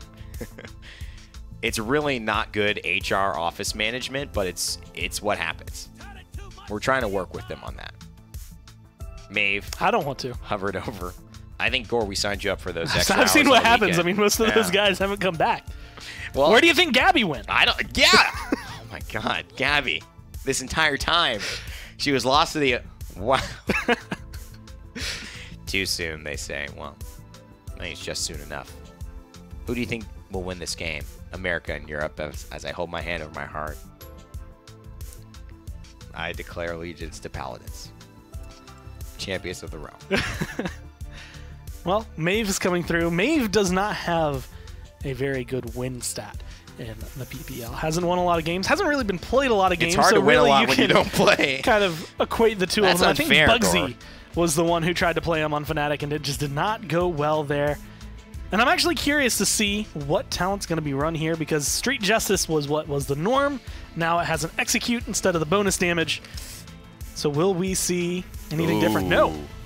Well, Moonchopper's been a Maeve guy for a long time, and really was one of the marquee Maves, and that is right before he got picked up by the Renegades. On Splice, he was a phenomenal Mave, and that was right around when he was just coming to the scenes, being a part of that squad, and I think caught a lot of people's eyes in a meta where she truly, truly dominated, and that kind of peaked in, what was it, March, April, whenever that Envy tournament happened in Vegas. And now low-key finding first blood over Wi-Fi here. What a long set for these guys. Talk about just not consistency, but I think endurance as far as not only maybe people watching, but I think also the players. It goes into a part of your psyche when you are playing a long set, getting tested, and all these little things are determining the outcomes. When you're not winning 4-0, but you're winning 3-3, and it's literally my inch of rage worked or didn't that decides whether you win that game. It doesn't feel good. It doesn't feel sustainable to have fights that work that way, and that's why it's just so much, I think, healthier the way that we see a lot of these top top EU teams beat each other, Gore, with these 4-0s. It's like you can wipe it, clean slate. All right, you got me that one. Now back to the drawing board. It's one of those areas that, yes, SK, this is their 5th game today. This is Renegade's 8th. And the first 3 did not go anywhere near the way they would have wanted them to. Honestly, that set was kind of blink and you miss it, especially in comparison to this one, where we have been able to sit and enjoy the maps as long as we won. SK in control, 87%. Payan is playing very close to the edge, but he's not going to fall off.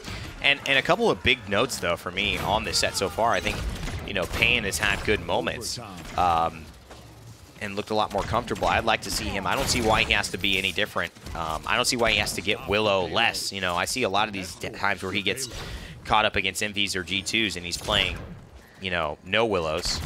He's playing Cassie. Maybe he'll play something, like a Leon here and there. It's not necessarily looking like he loves to only be on something like projectile that isn't a blaster, and I think getting those blasters in his hands a little more often works for him. I think it works for SK. I don't know why this has to change dramatically in only these sets with Renegades and Spikes. Maeve so far, and this is something we actually got to talk about. I think the last time she came through with Street Justice, not finding a whole lot of executes, and that honestly will make or break you, Moonchopper, here. Specifically because otherwise, what's your talent for? You could be getting bonus damage after Prowl. You could be setting yourself up for a little bit more. So you need to start being able to find those.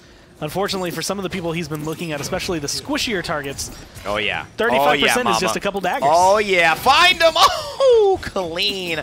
I would have wanted him to hit that shot, but that was beautiful display of how deadly these daggers can be. Gore, 400 apiece. Now, you're not running Cat Burger, which puts them up to the 560 on the first 2 sets of 2 knives that you throw, meaning your first 4 knives, each one hitting for 560 apiece. But they don't have fall off, and that's the beauty of Maeve, and there is no reload like our friend Grover on the other side of the camp. So I really do like Maeve, and just as an actual weapon, if you could take advantage of the drop and figure it out to where you're consistent, even mid-air, I mean, you're a threat alone just with that. I think Maeve, next to Bomb King, is one of my favorite champions to play. Bomb King is just fun as a whole. His personality, his kit, his loadouts, all of it. Yeah. But Maeve, you feel so good when you're able to hit her shots, when you if you're running Street Justice, you get an execute. Like, everything about it feels good on your end, which, like we had said earlier, along with Sky, probably feels really bad on the receiving end because the damage is just always there, and it's always consistent if you have a good Maeve that you're playing against. Yeah. 15 seconds remaining. 10 seconds now. Click you here, looking to push for the Renegades and create some space on this defense, but unfortunately, SK Gaming have been pretty dominant. No one really using these ultimates. Everyone waiting to see who's going to use the ultimate, and there it is, finally, hitting the gas pedal. I like it from Wi-Fi.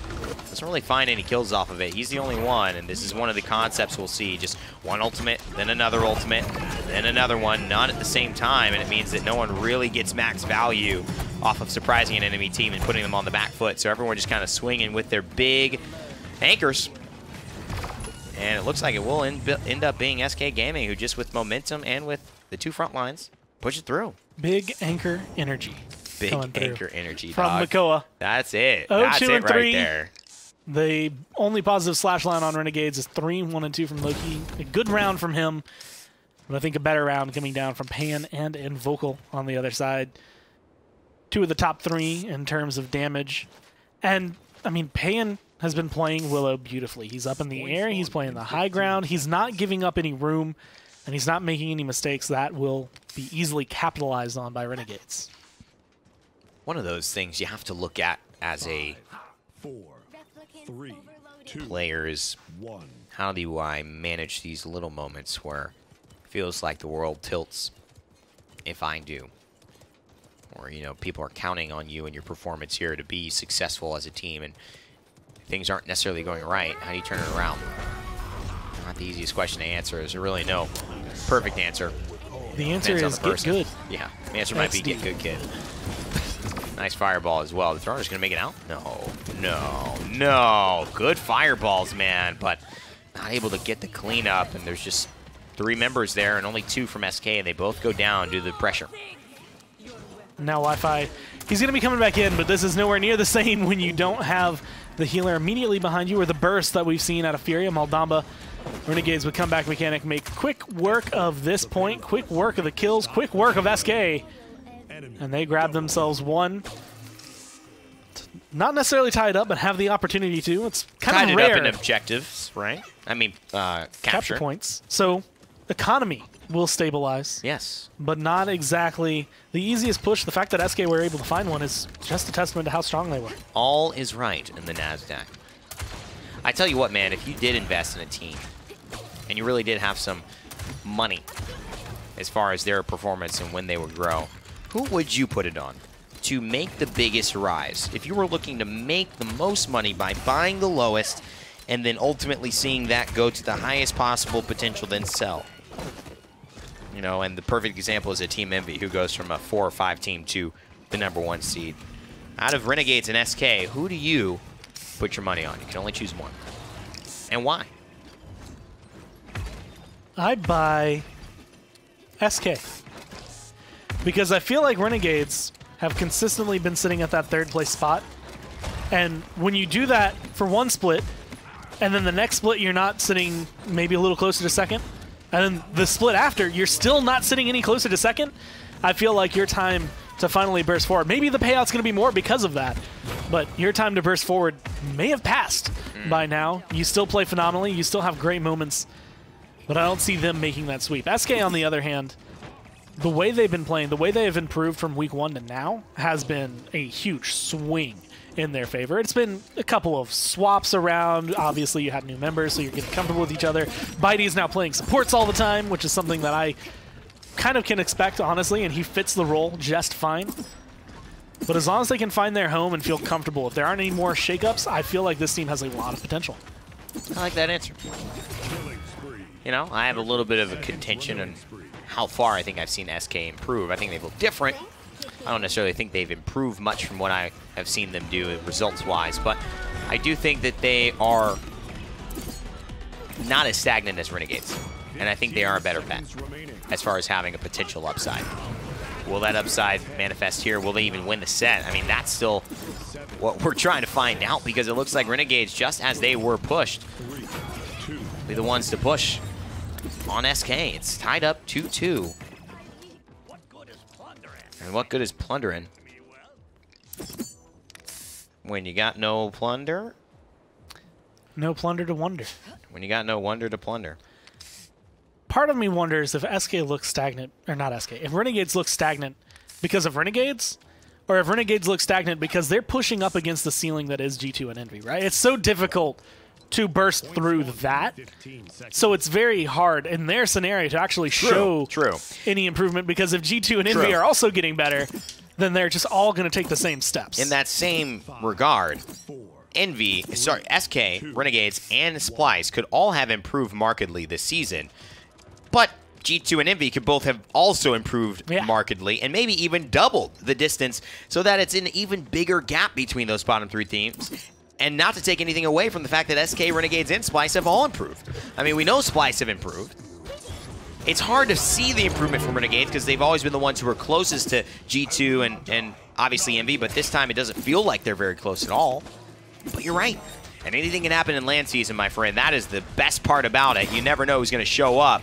Right now, Moonchopper sliding and gliding that Wraith, Mave, DJ Skin, Wi-Fi on the point. This time, SK Gaming, they do lose one, but they don't lose them all. And they don't give up 80% on the objective by the time they do it. So there should be another contest here. And the Ancient Rage, Dread Serpent, the Dome Shield, nearly everything. In fact, yes, everything has been used. And the Enlightenment and the Immortal still available.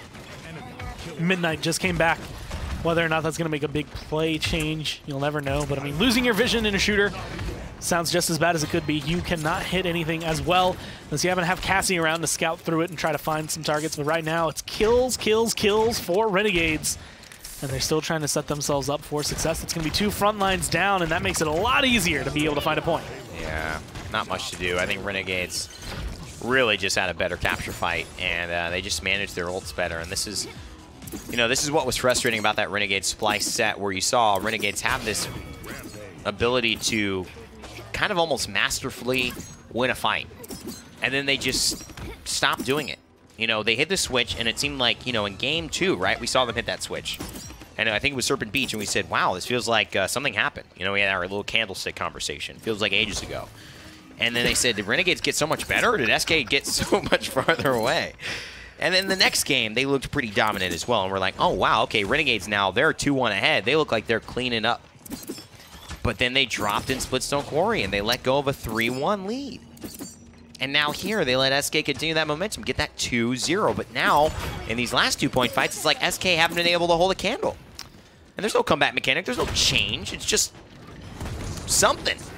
I mean, draft, play, confidence, endurance. There's a lot that really goes into this right endurance, now. I mean, yes. This payload is walking in. I mean, I've never seen, I think, a 4-2 that often on Ice Mines, but Renegades are looking to try and close it out. And it looks like they just may what was Quite a long set. Went all the way. 5 games is now finally finished. Brought to you by Alienware. Renegades get their victory here in the PPL and close out their doubleheader, losing, of course, to G2 Esports, but eventually finding a victory against SK Gaming.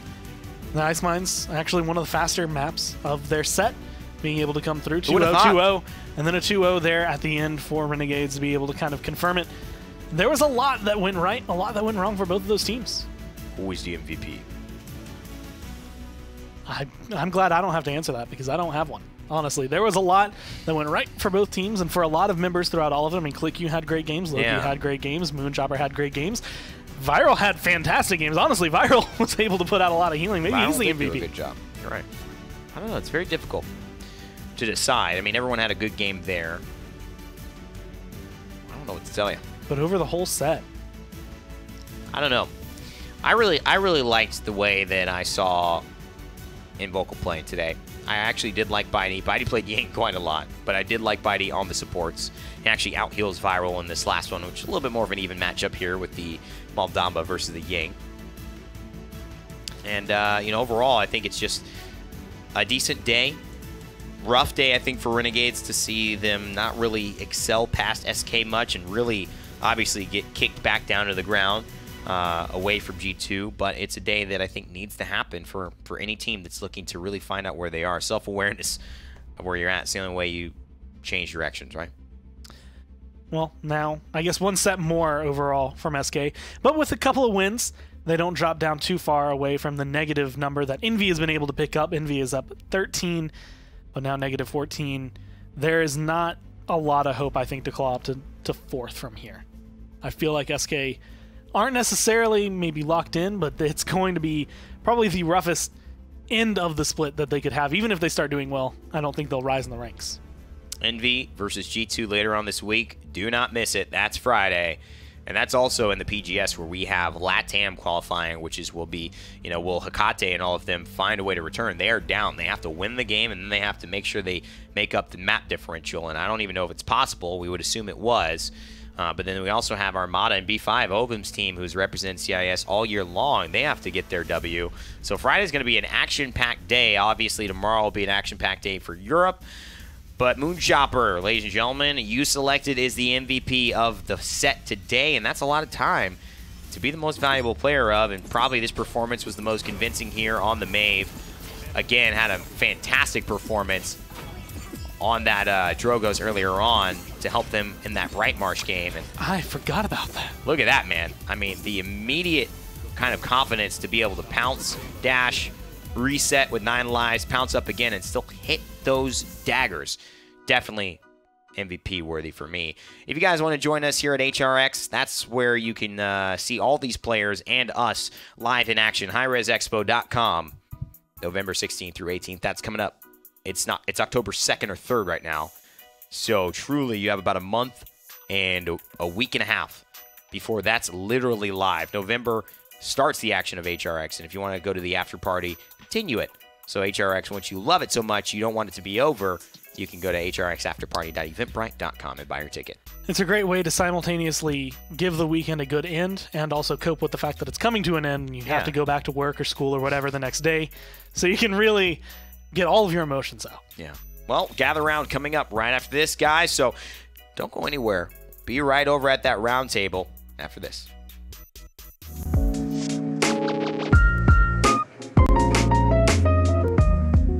Welcome everyone here to the post-game gather round. We're going to go over these last few sets. Although if you've been here, you probably remember how some of them went. You might have forgotten the fact that G2 even played Your today. head just comes in the frame. My name is Cormiser. That's Rain Day. That's pretty hair. Usually your And, shot's not that. What is it? Look at how big my tie looks. It looks like it's a little different. It's like a sweater that I cut off. Look at how huge that is. And now you are here with Rain Why Day post-game. is What that happens big? when you put him through a 2-hour set? Oh, So, man. I was saying this, and I think this is appropriate for this area. You got to tuck. If you take the G2 set and play it at half speed, it feels like normal Paladins. And if you Right. take the SK set and play it at double speed, that's hilarious. then it's going to feel like normal Paladins. Because Totally. that just Totally. was grinding through all, like the first few maps, it felt like no one wanted to fight. Yeah, definitely, man. I think when you go sorry, from I had to getting look at beat in like 6-minute games to playing that, maybe it's Renegades questioning themselves a little bit, right? And maybe not having that confidence that they're used to having, and because they used to be right in there, right? They used to be right in there contention for a top 3 team, but after today, you got to say that they're right down there with Splice and SK. See, and that's the big thing. I think this unequivocally kind of cemented the thought process I had guesstimated, right, about Splice and Renegade's first matchup, which is that have they both improved?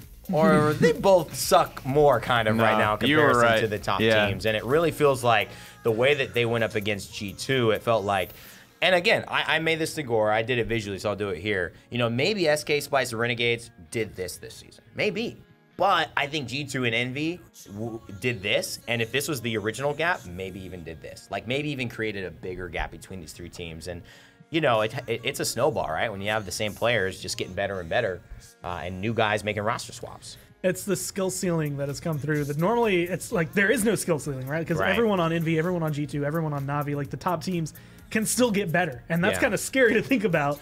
But then you're looking at these third place teams like Renegades or Splice or SK 3 through 5, and you're just trying to figure out what exactly can they do to catch up, if anything. And is there anything at this point? I mean, with the way that set went, is like you said, like is SK looking better? Is this them actually improving from week 1? Or did Renegades just not come in and play? It's so hard, man. It really is. I think you just gotta want it, man. You just have to want it so bad if you are ever gonna catch these top teams. And I think Envy is a good example of 5 guys and a coach that just really wanted it. They just really wanted to be the best. It took them, a little bit of time to ramp up, but they got there, man. They certainly got there. And they're fighting for something that's really concrete and valuable. It's a championship that they can win. They've already won a LAN this year. It's the big money for the first time versus just the normal stuff that they're getting. And it's also this championship that at Renegades, you have to want it so bad that you got to want like second place first and be able to get that and be confident with second place this year. And then next year, make a championship run and want it throughout that entire time. It is not easy. There's a lot that is going through the minds. I mean, for SK, I think they're looking just for a win at this point. 2 maps. That's true. It's strong, but a third map is really what they need in one of these sets to be able to solidify themselves. Because even Bitey, at this point, has been kind of looking towards what's going wrong. Like, is it because we're not staying together? He's been like the one consistent through SK. So I'm kind of curious where he's starting to feel now. But I will say, I'll go through where the is list he starting that we to created. feel? That's a good question. I mean, he really seemed to enjoy himself on the desk. So Bitey. Bitey. Keep in mind. Ooh, Either way. that was a good little look right there. That's a good We gift. did start, the first thing that happened today was G2 and Renegades. And I said it at one point, especially compared to the second set, you blink and you miss it. It went really fast. G2, I was saying, man, maybe they need a reunion period. They did not. It looked like Bodies was even better than before. Well, if Renegades was maybe just that bad today, right? It's really still a question of why you need to come and you need to show up for that NVG2 game to really get the final say of where the hell exactly they're going to be sitting this split. Absolutely. And I think that's going to be the most important tell. It's like, now how far Envy ahead of G2? And again, we look at these things and we don't often see it, right? There are these things like in the NBA where LeBron will play against the Toronto Raptors and he will just, for whatever reason, always beat Toronto. Toronto will always be the team he can do whatever and just come out on top. Renegades and G2 may have these matchups. Paladins Esports may have these matchups, but we can't see them because we don't see these 5 guys. We see them playing Drogos. We see them playing Leon. Everyone switch swaps. It's not like you're carrying your physical presence into it, but I think those things still matter, and I think they still do happen, and you have to wonder, maybe G2 got over that Renegades hump, and maybe G2 Envy have had a little bit of that this season. So I don't know how much Envy's dominance, already first victory, is going to carry over, or if G2 will be able to kind of like reassert their dominance here in this final matchup. That's actually kind of what I was trying to ask Moonchopper about. Like, not are you nervous, not this, that, and the other, but when you're going into a game against G2 versus going into a game versus SK, what is the difference? Right. I know you prepare for both of them. I know you respect, but what's the difference? You guys a little bit of talking to the champion draft a little bit. You guys a little bit more scared. There's got to be something mentally different about approaching a match with a top 2 team. And it's tendencies too. It's like the little things, like he likes to go left, right? He cut off his left hand. You say that a lot in traditional sports. And I think in Paladins, you play these guys enough and you know the tendencies of where, Moonchopper likes to sit, where Invocal wants to be, how he kind of peaks, and where his real money moments are. And so I think you start to be able to realize whether this is something I'm easily able to deal with, or man, what he brings is out of my comfort zone. Well, there was actually a lot that I feel we got to see out of Renegades that looked better during maps number like 2, 3, 4 during their set against SK. One of the things that was really big on Serpent Beach and actually was noted was the fact that Loki started flanking. It was something that typically, like, I think we would have seen out of like a Shaolin of past, where it's just he rides his mount the entire way around and is finding 2, 3 kills without anyone looking at him. It's going and catching SK by surprise. Is that SK maybe kind of not paying enough attention to him, or did Renegades just play that really well? It's either terrible communication from SK or their comms being so flooded that it simply didn't make it through all the noise. I can't remember who was the first person that Loki killed, but he walks up that back ramp, and I think it may have actually been Cassie. I think it was, or maybe no, it was Kinessa. So he kills Invocal, and then Bitey is right in front of Invocal, just turned around the whole time and just backpedals into Loki. He's healing to Throner. He's healing to Throner right here, and he's not even paying attention, but still doesn't turn around.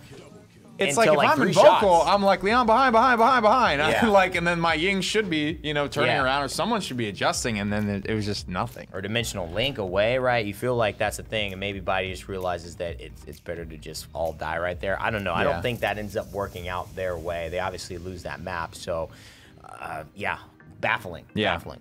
Well, you had mentioned during the cast that Invocal has been put on the bench before from SK. He's been told to sit down and relax for a split, figure out what's going on if you're going to grind as hard as you had. We mentioned, I think earlier on, that Evil Eye has had to retry out for G2 spot, which is really weird to think about, but it has happened. Is there someone on SK or on Renegades that needs the bench, that needs to get sat down, needs to get pushed away from the game, have someone else brought in, and either turn that other person's grind back up or just get replaced? I think it's a good practice, right? And maybe it's everyone on SK at this point. Everyone on these winless teams should have to continue to just try and retry out for their spots, just because it puts that pressure on you. And I don't think it's a good mentality to have going into a split, knowing that you don't have to perform for your spot. You know what I mean? Being able to go 0-8 is fine, because you'll just be there next split. And it's a lot of the culture of what a team. Oh, beautiful! There, that was sick. It's a lot of the culture of what a team has put together, and this comes from the organization. And I don't know all of these org owners. I know a lot more of the European ones. Had dinner with some of the Fnatic guys and things like that. But as far as, the culture of how they do business and what's acceptable or not, a lot of these orgs have different ways of going about it, and, their hands in different places. There may not be this demand for excellence here in this league. We've seen that with Splice be acceptable, but then all of a sudden it got not acceptable, and they did do full swaps, and they kept swapping until they found this team they have now actually getting some success. I think that is what SK Gaming need to have happen, as well as Renegades moving into next season, for sure. Well, I have a question now just regarding the fact that LAN is coming through, and we've mentioned in the past, we're going to see the PPL, the PGS teams, all of them kind of coming in, except for those that get a buy directly to HRX. Do you think then it's even more important, specifically for this one, because you're going to be able to see SK, because you're going to be able to see Renegades, they have to perform, because if they lose to like an NAPGS team, that is kind of telling of whether or not they could lose their spot or something like that? Or do you think they still might have that relaxation saying, well, hey, 2019 might be our year? Happened to SK last fall. Yeah. Might happen again this fall. And you look at Rockmonkey and Rubu, and that pair has then dominated the PPL. And I think there's a lot of guys on Ba and Big Egos who get a shot if, things continue this way. I think there's a lot of guys who get a shot there. And you just have to look at it too. They're not too far. Think of Rockmonkey and Rubu. Both of them just went to Renegades and replaced 2 players, whatever one you want. That'd be a pretty good team. That'd be a team where you start thinking like, well, who beats them, right? Are they in the same spot as Envy, right? You start looking at it that way, and you say that a lot of choices, and there's really not far off before you get just 2 players who can then help you build this core that is pretty unstoppable. We've seen, and this is, I think, going to be my last topic, and this is maybe getting too PGS heavy for the PPL post game, but doing, dude? I am kind of curious, because we've seen Diggy Dog go from top team Kanga in OCE in the PGS to NIP and have success. do you think any of these teams would benefit from being able to maybe look outside just North America, looking towards like LATAM, Hecate, or some of the Brazilian players, some of the CIS players, and bring them in? Give me more. Give me them all. Give me Hecate. Give me the rest of the guys from Kenka. Give me everyone from Free Agent Boys. Give me everyone from SSG, and put them all on these bottom teams in the PPL. It would be the only difference, right, is when you look at guys like FRZ God who aren't in the position as an adult to be able to make those things happen. You know, you start to say, what are my real options? Hecate is one of the options who is an adult, who is potentially ready to make that happen if he just wants to move away from his friends and family. And that's another question, too, because that's a very important thing you have to realize. So, but the point is, you take Perdo and Sheepa and you add them to Virtus Pro, and all of a sudden they're a real fourth team, and they're a team that's contesting NIP. You take NIP and you add Crunchy, who is really solid. You add a Koa and you add a Diggy Dog, right? And they add this dynamic, and all of a sudden this is a team that's threatening number 2. It takes 2. You just get 2 good guys, and then you can start tangoing with the best. So these teams aren't far off, but they do have to find their answer. Hasn't been found yet, but hey, man, still land, still season, you know, still things to happen. Well, I guess the answers are going to just be found as time goes on. We still have a couple days left this week, tomorrow and Friday, both at 3 p.m. for the PPL. I think Na'Vi and Fnatic play tomorrow, which is big for Fnatic because if they can win, that can make a huge difference. And then G2 and Envy playing on Friday. Both of those sets are sets you do not want to miss. You can also tune in. We'll have PGS teams qualifying tomorrow at 11 and Friday at 11 as well. Live.skillshot.com for all of it. There's a schedule there that will have a countdown to the next broadcast. It's perfect. It also has team bios if you are trying to catch up on some of these players. But we'll have to wait for all the answers as to where they go, what happens next, what is going to occur at LAN, where are these teams even going until next time. So thank you all for watching. We'll see you tomorrow.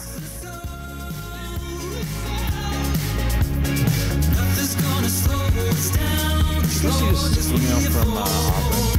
Yeah, ask him the same.